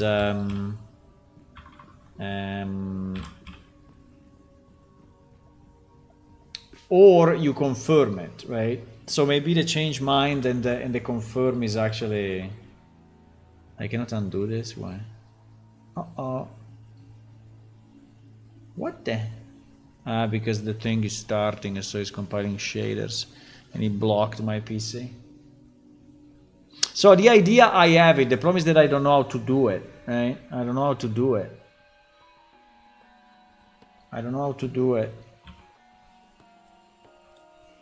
So you have these two options, right? And then maybe here at the bottom you have the undo, and you have the confirm, right?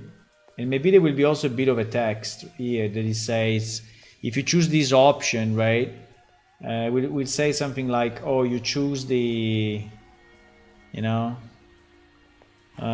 you choose to kill, so your whatever, so your character or your personality, you know, is blah blah blah blah blah blah blah, right? So it may tell you something, and then here is like confirm, right? Or undo, or I change my mind, right? I didn't mean it. I don't know. I didn't mean it. Or something. I don't know how to call this button, but I think it could be just a yes or no, right? There is just a yes or no. Actually, it is not confirmed. Yeah, I think there is like a yes or no, and the text will tell you. Do you want to proceed with this, right?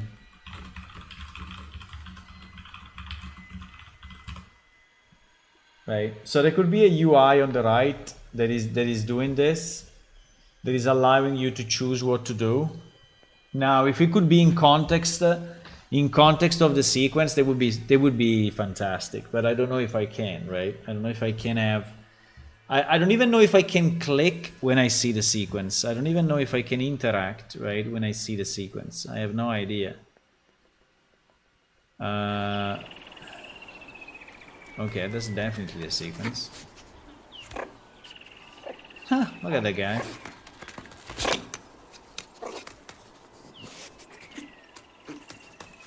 I mean, this obviously for this they have animations, right? Is there something inside? Yeah.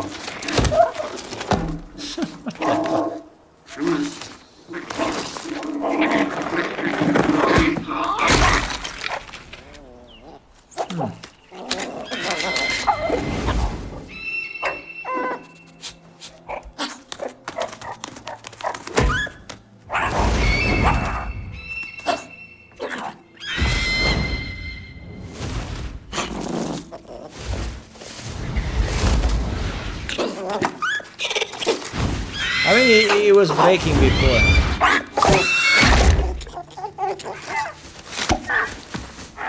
Now he has it.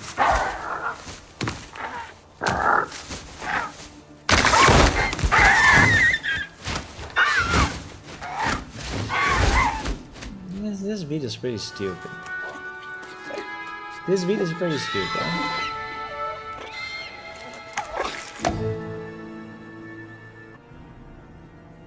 Okay. Okay, but that's definitely a sequence, right? That is definitely a sequence. Now the problem is, can I activate this sequence if I am a player in this world and then I touch something? Well, I assume yes, right? I assume yes. Wow, they're cheating like a lot. Like, you see how it is? But it didn't look like that at all from the because they have those just that they look like distant, right? They look like distant mountains because they have the camera at this level. But it seems that they already have all the objects in the scene somehow, right? Well, no, the character is not there, for example. Okay, this is very nice. So how do I open this now?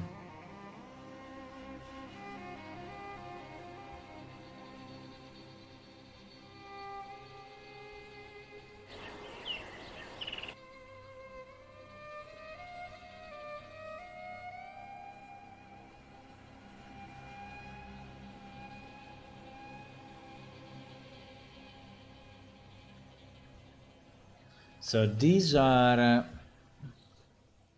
so any of these ones, these are all sequences, right? Where we have these shots are all sequences. So we have one sequence per so if I play, do I see it or not?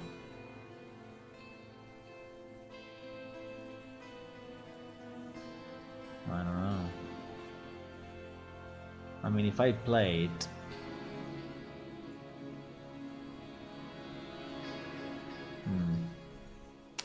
That is already my first problem, right? I don't understand.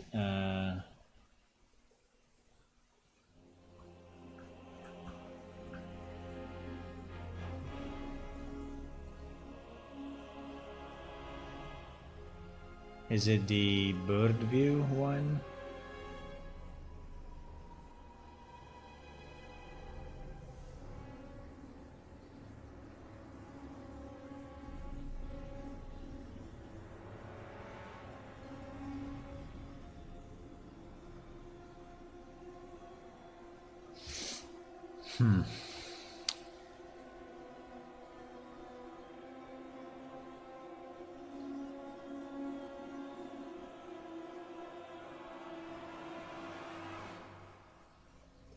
How was this guy doing the...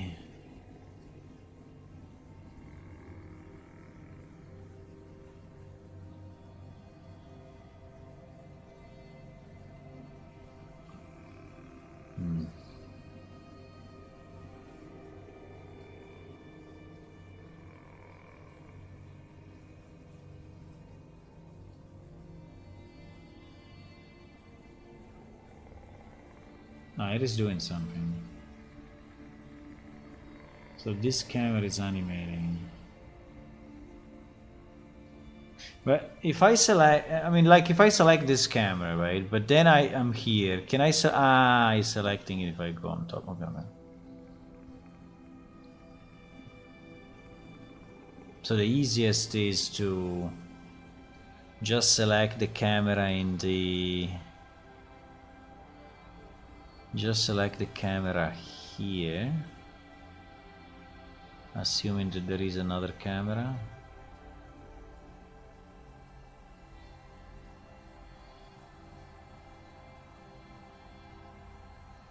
No? Yeah, this is what I don't understand. Light component. Camera cards. I don't know if all these shots are used, by the way. I don't know.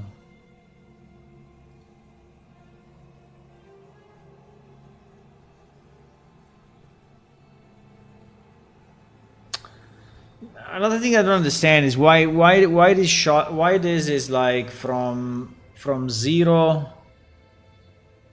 He's trying to run from 0 to 150, right? But in reality, the content seems to be here, right? So shouldn't I go here and then play from here or what?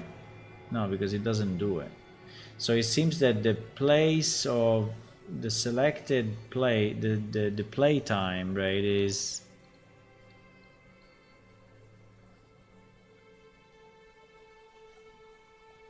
This is super confusing.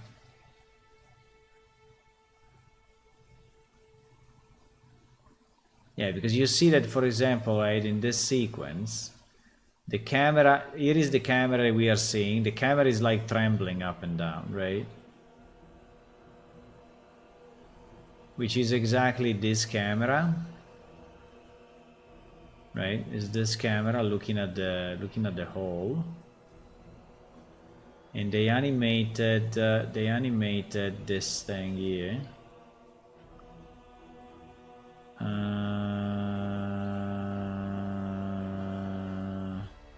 I don't even know what is it, but it's a BP. It's a BP.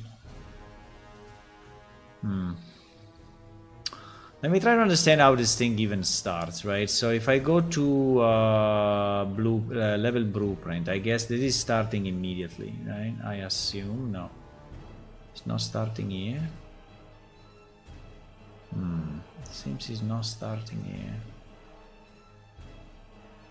Wow. Okay. Is here. Main level sequence. Is here. Main level sequence. Master sequence. There is a master sequence for all the sequence. Okay. Master sequence. So this master sequence is the father of all the other subsequence. Yes. You see there is the guy that comes out.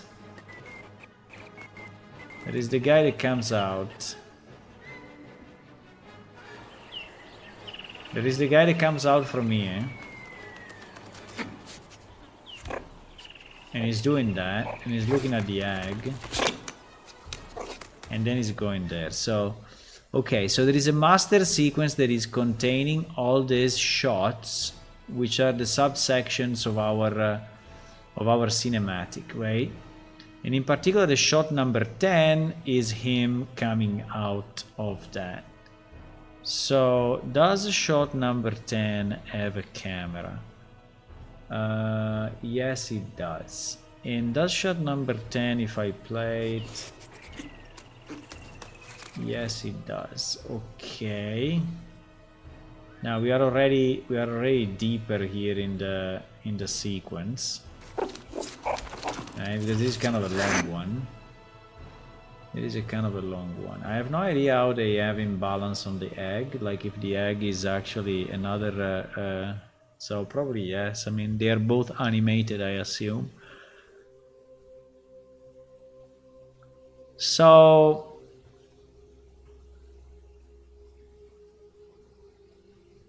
I guess the question is, there is still shot number 10 or not anymore?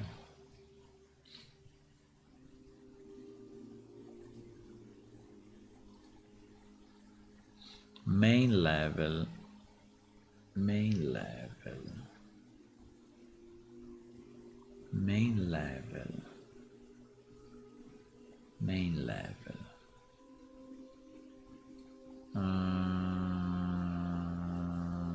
Yeah, but for whatever reason now we are in shot cam 10. I'm a bit lost now. So we had our nice main level which was containing all the pieces. Now I clicked on one and I cannot go back, right? How do I navigate back to my main thingy? Because clicking here doesn't do anything. Is there a back? Like, back, here it is. Okay. Okay, you can navigate back and forth like this. Okay.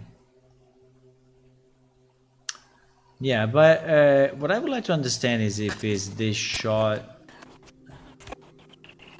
So shot number 10 is basically him arriving up to the egg, right? And what I would like to understand is this actor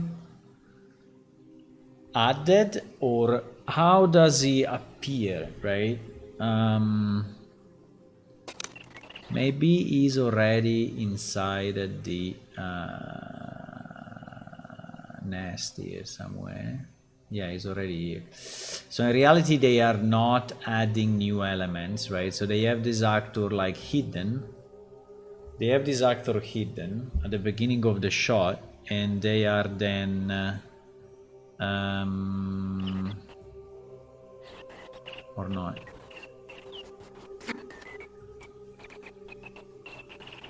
Yeah, I think it is. It's down there. It's somewhere, right? I mean, now it's not visible, but yeah, it's there, right? It's there. So actually, the actor is not created; it's just reused, which for us is a bit of a problem because we would like. But I think we saw from the other guy that it's possible, right? It's possible to drop a new actor and to create a new actor. In this case, they don't do it, but. So, for example, right, if we want to, right, if we want to just add a cube, right, next to this egg, but we want to add it with a sequence, not in the world, right? So, how the hell do I do that? I think the guy said that I had to drop the cube anyway, then make it a proxy, and then that will appear only, or make it a spawnable, is what he said. So if I drop just the cube, let's put just the cube, right? Well, maybe smaller than this.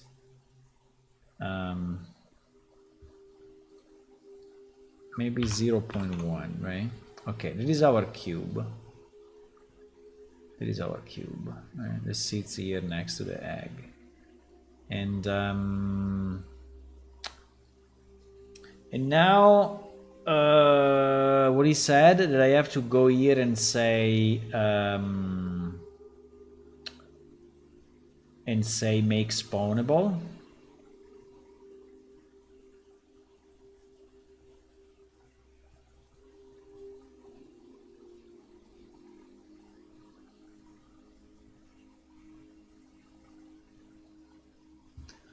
Let me just see 1 second that video, because it was good actually. At the beginning he was saying, you know, how to put the proxy And a character. master sequence will create numerous clips we sequence here. So this per second. So this in seconds rather than in our sequence, our screens to what our camera is seeing, or just below the camera around the cinematic control. And let's put the viewport, or with this we actually need to hop out of our clip. That's move our camera into a start position. These are all cameras. Using the, you can think of the camera actor as a blueprint 000. So remember, you always want to follow before moving your. Remember this workflow, and it's the same for objects. As you can capture a scene. So let's say we want 2 clips, one of our characters standing still, and sequencer. Click actor to sequence, and acted should be at the top. Click actor to sequence, plus track actor to sequence. But I think we need to be inside the sequence though.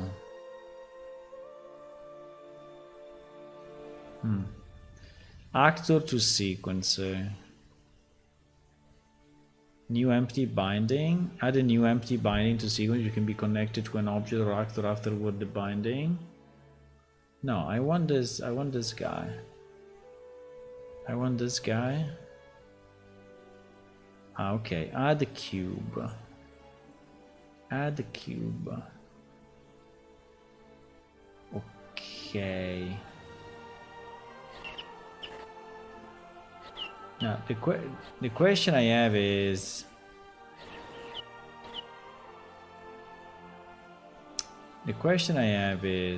if I delete this cube,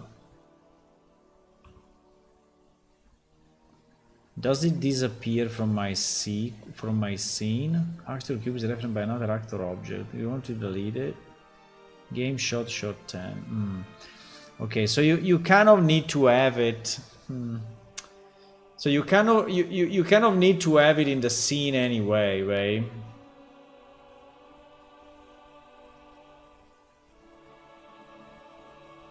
Which is a bit annoying though. So you cannot really create an object.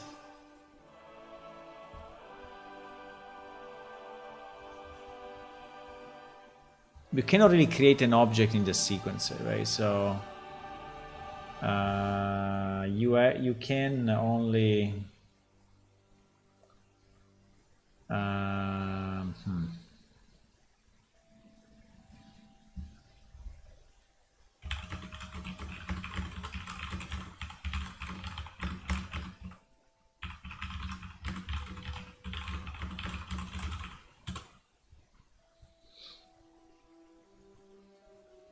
spawnable.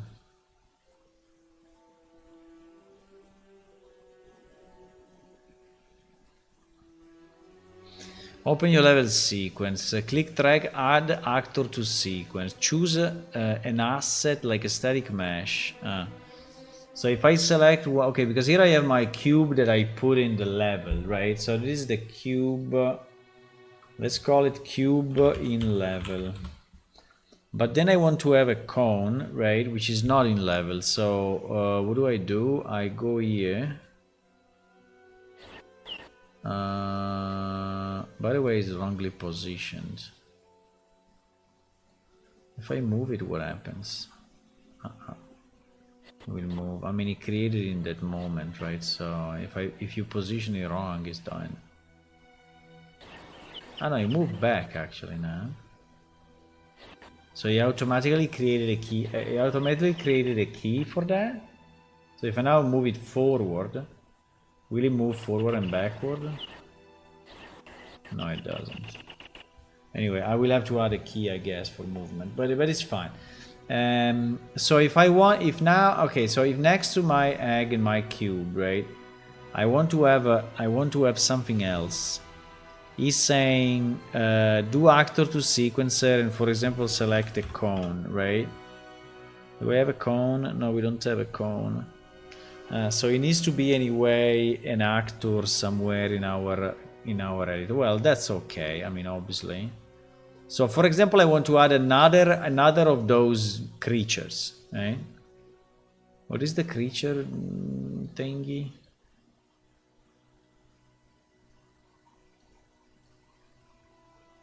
This creature is I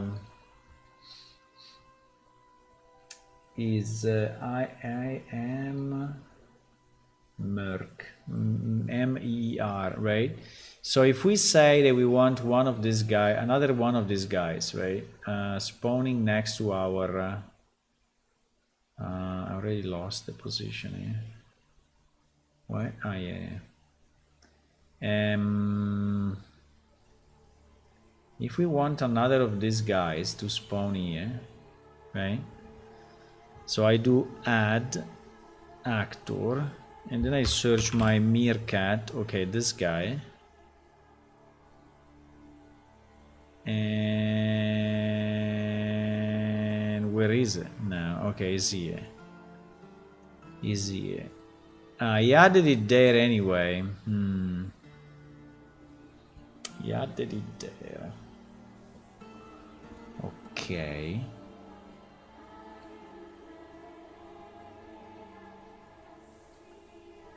If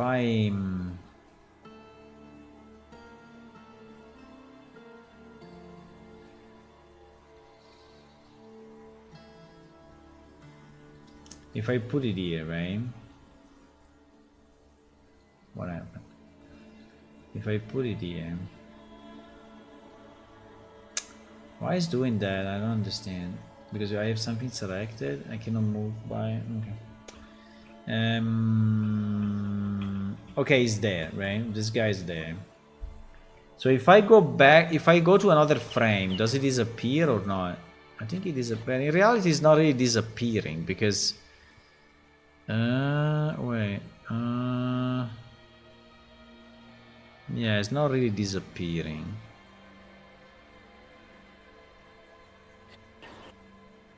So it's kind of putting it in the scene anyway. Now you see it in the sequence. Maybe it's not in the level. I don't know. So if I close this sequencer now, right? Can I go back to my normal level somehow?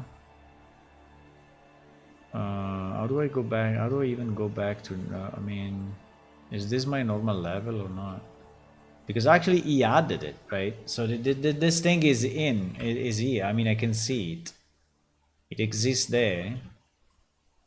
As this guy. So if I go here, does it disappear? No, it never disappears, right? It never disappears. So in reality, is added. I mean, it's added in the context of the sequence. So potentially in the next sequence, it will not be there, right? Is this what we are saying? So then my guy is here, right?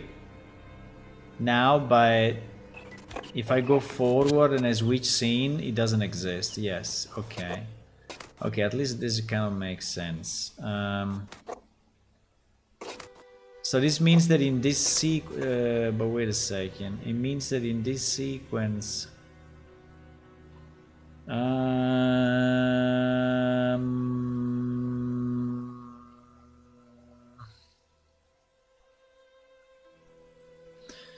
let me just rename it to mine, so we know that this is our guy, right? BP mine. BP mine. So if I switch to the next shot, hey, he's still here though. I mean, it's not visible, but it's still here, and actually has been probably hidden somewhere by the. Huh? No.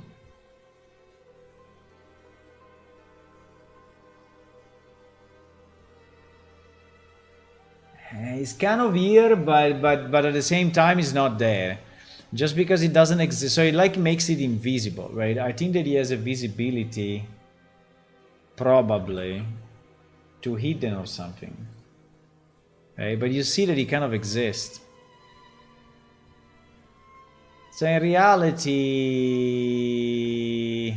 in reality, you are adding anyway.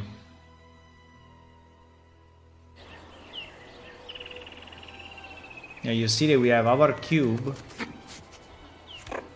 and we have our guy here.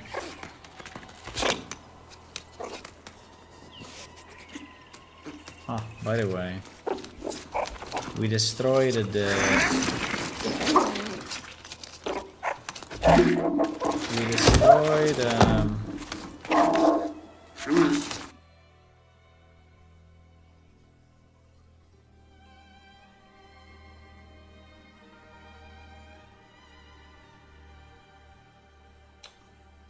we destroyed the thingy. Yeah, it's inside of that. The strange thing is that the second guy, I mean, the original guy doesn't exist anymore in the first shot. Like if it has been substituted, which is very strange, right? Because this is not what I wanted to do. So if I do again, add actor to sequencer, whatever, and I select my mirror, it doesn't allow me to. Why? It can only be one, or what?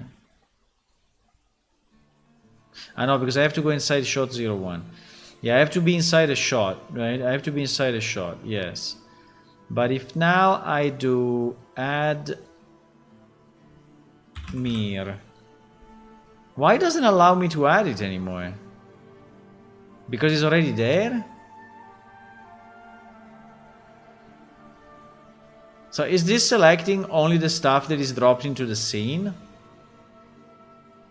I think so. So you cannot really add anything. So what this freaking AI told me is fake. Bro, in step number 2. In step 2, you're selecting something that's already in the level. You are 100% right. Okay, then you told me all the opposite. In step 2, the main actor C can only show actors already in the level. So it create a possessable, not spawnable. If you want to create a spawnable, you need to approach it differently. Okay. Open the level in the content browser. Find a static mesh. Drag that asset into the sequencer timeline panel, not in the viewport. Ariel will ask, do you want to create a spawnable?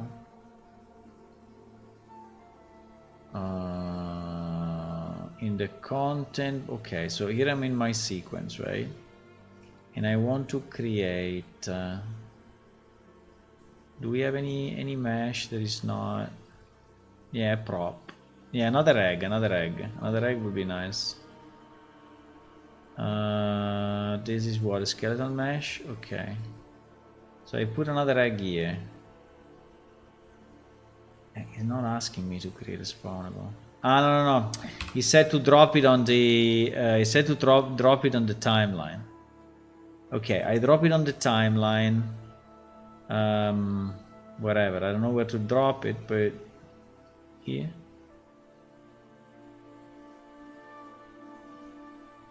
Okay, he dropped it.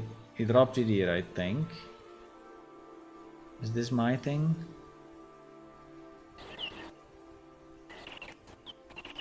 How do I spawned? Ah, you see, as this spawn through. Okay, transform location. Okay, location 00 is not a very good location. Can we spawn in the same location of this guy? No, we cannot paste. Fuck it, I cannot paste. Okay. 190 minus 10 minus 10.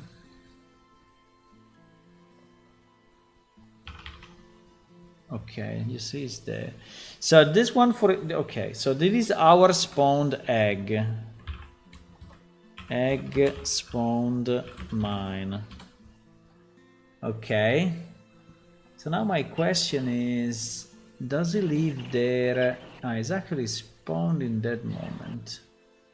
Okay, yeah, so it is actually... So before that, it is not anywhere. You see that it's gray. You see that it's gray, so it doesn't really exist. Okay, so we have two ways, right? So we have one way that we put stuff in the level and then we use it. Like for example, if we want to have like a chair falling down, we put the chair and then we have it fall down with an animation or something. And then we have the other way, which is to have an object spawnable, and in that case we drag it to the sequencer timeline, and it becomes a spawnable object.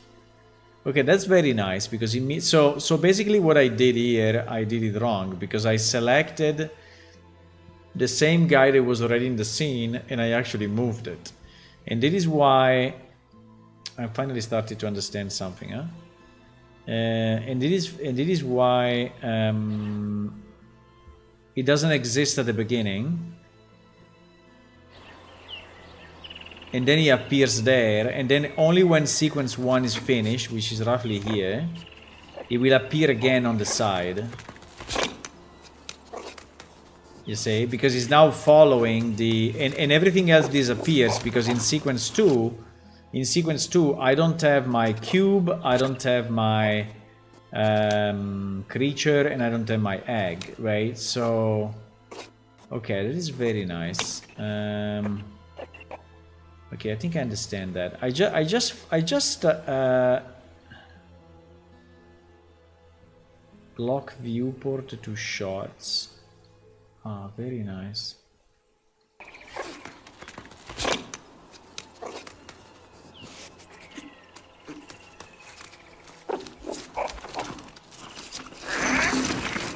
Now, it would be super cool to understand how they do this, but I'm like 99.9% sure that these are two animations, right? So they animated the egg and they animated the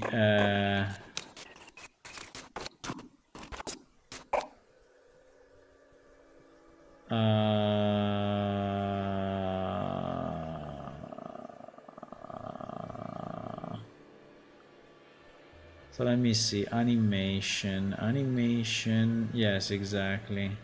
Egg ostrich 124 as. So this, I don't know what is this, but I mean, this is a real animation, I think. Can I open it or can I go to the sequence or property, selection range, animation, there it is. Now, it's just to understand a bit how things are done, right?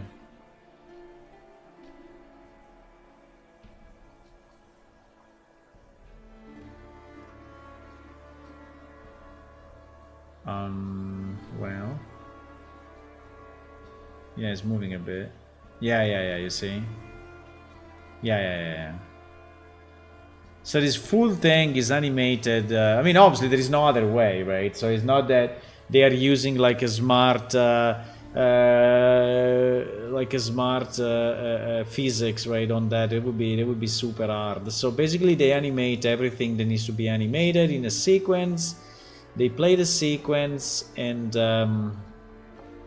okay. So what we will have to okay, this is very good. I think I'm starting to understand a bit better how things are. So the fundamental concept is that you have spawnable and you have existing assets in the level. Now, if you hide them, so in our case, I think that everything will be a spawnable, right? because we want the sequence, right, to actually spawn all those things in the right place. So for example, if there is a table, right, we drop the table in the timeline, we spawn it, we position it. Now I don't know exactly how to position it, but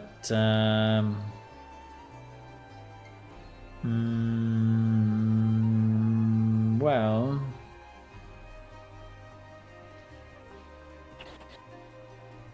I mean, there must be an initial position of this thing, right? Yeah, which is the initial transform location. He's saying 0, 0, 0, which is a bit weird. I mean, possible that that is really 0, 0.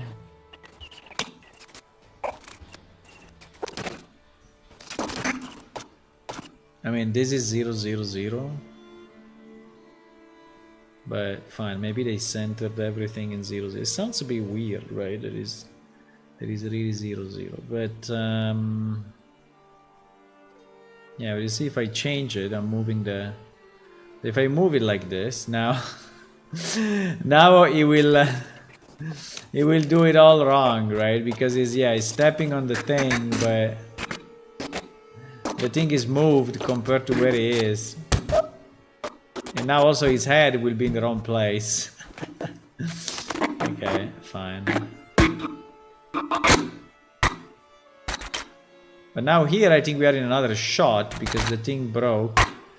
Or probably it's another object, right? So I think that here probably, yeah, there is another object, which is the broken one that is spawned. And so the other one disappears somehow. In theory still here. Yeah, exactly, you see? This one is here, so if I put invisibility through, it will stay, which will look weird, but it will stay there. So they basically remove the visibility. It's kind of a weird view.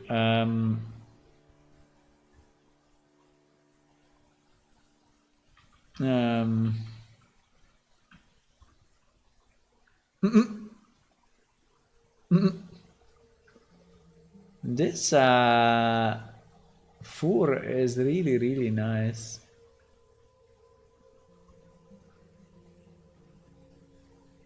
This fur is very nice. Okay, guys, I think I'm gonna go because tomorrow I have to wake up a bit earlier, so I have to go. But I think we understood at least the basics of it, right? So we understood that. So now that I think that now that we understand a bit of the basics, the only problem is the level. Main level, master sequence. I don't understand how this is associated, but probably is this, right? You can add sequence and this just does the thing. Or add sequence level with shot. So probably every level has one or more sequences, right? So I can add another, yeah, exactly, new level sequence. Or add sequence with shots where, okay, so in our case, okay, I think we will start from a third person example, and we will, I think we will create this situation, right? And I want to do a third person example because it's already multiplayer. And so I think we can start the server and 2 clients and see exactly what happens. And then we can drop a scene, right?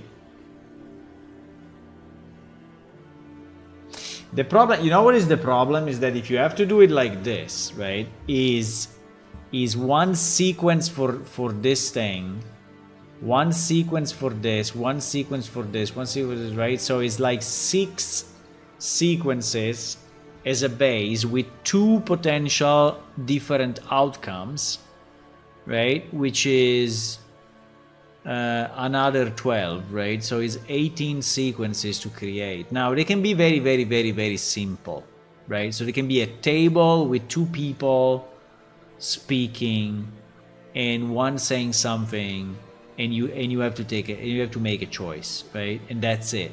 So it can be super simple sequence. I'm not going to do some, but still, we have to create at least 2 outcomes. And at the beginning, maybe it could also be a sequence without the 2 separate sequences, right? So maybe we just do one yeah, maybe at the beginning I will do it this way. So there is a sequence, which is this one, right? The people at the table, right? It is the sequence number 1. And then there will be no subsequent sequence. There will just be the question, right? What you would do in this case, right? What you would do in this case. And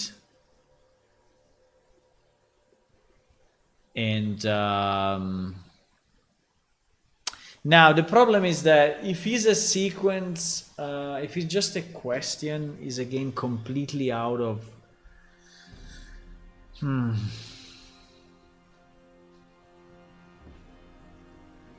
I have to think about it. Do you think we have to add the sequence to our persistent level, or do we have to our Iliacum map, the main map, or do we have to add the sequence to a sub level, right? Because if we could add it to the Dryken plane, I would be more happy, right? Because it lives inside of that, and we. But I don't know what happened. Yeah. I think it should be inside the Dryken plane. Yeah, I think it can be inside the sub level, as long as the sub level is loaded. Okay, guys, I think I'm gonna go. Thank you for watching anyway, and if you want to click follow on Twitch and subscribe on YouTube, that would be nice. Also remember that our game is released, so if you go to our website and click on download now, you can download it and play it for Windows, for Linux, and for Mac. So, yep, I will see you tomorrow evening, if all goes well, if I don't have other appointments, but I usually don't. So we will see each other tomorrow. Bye. Bye.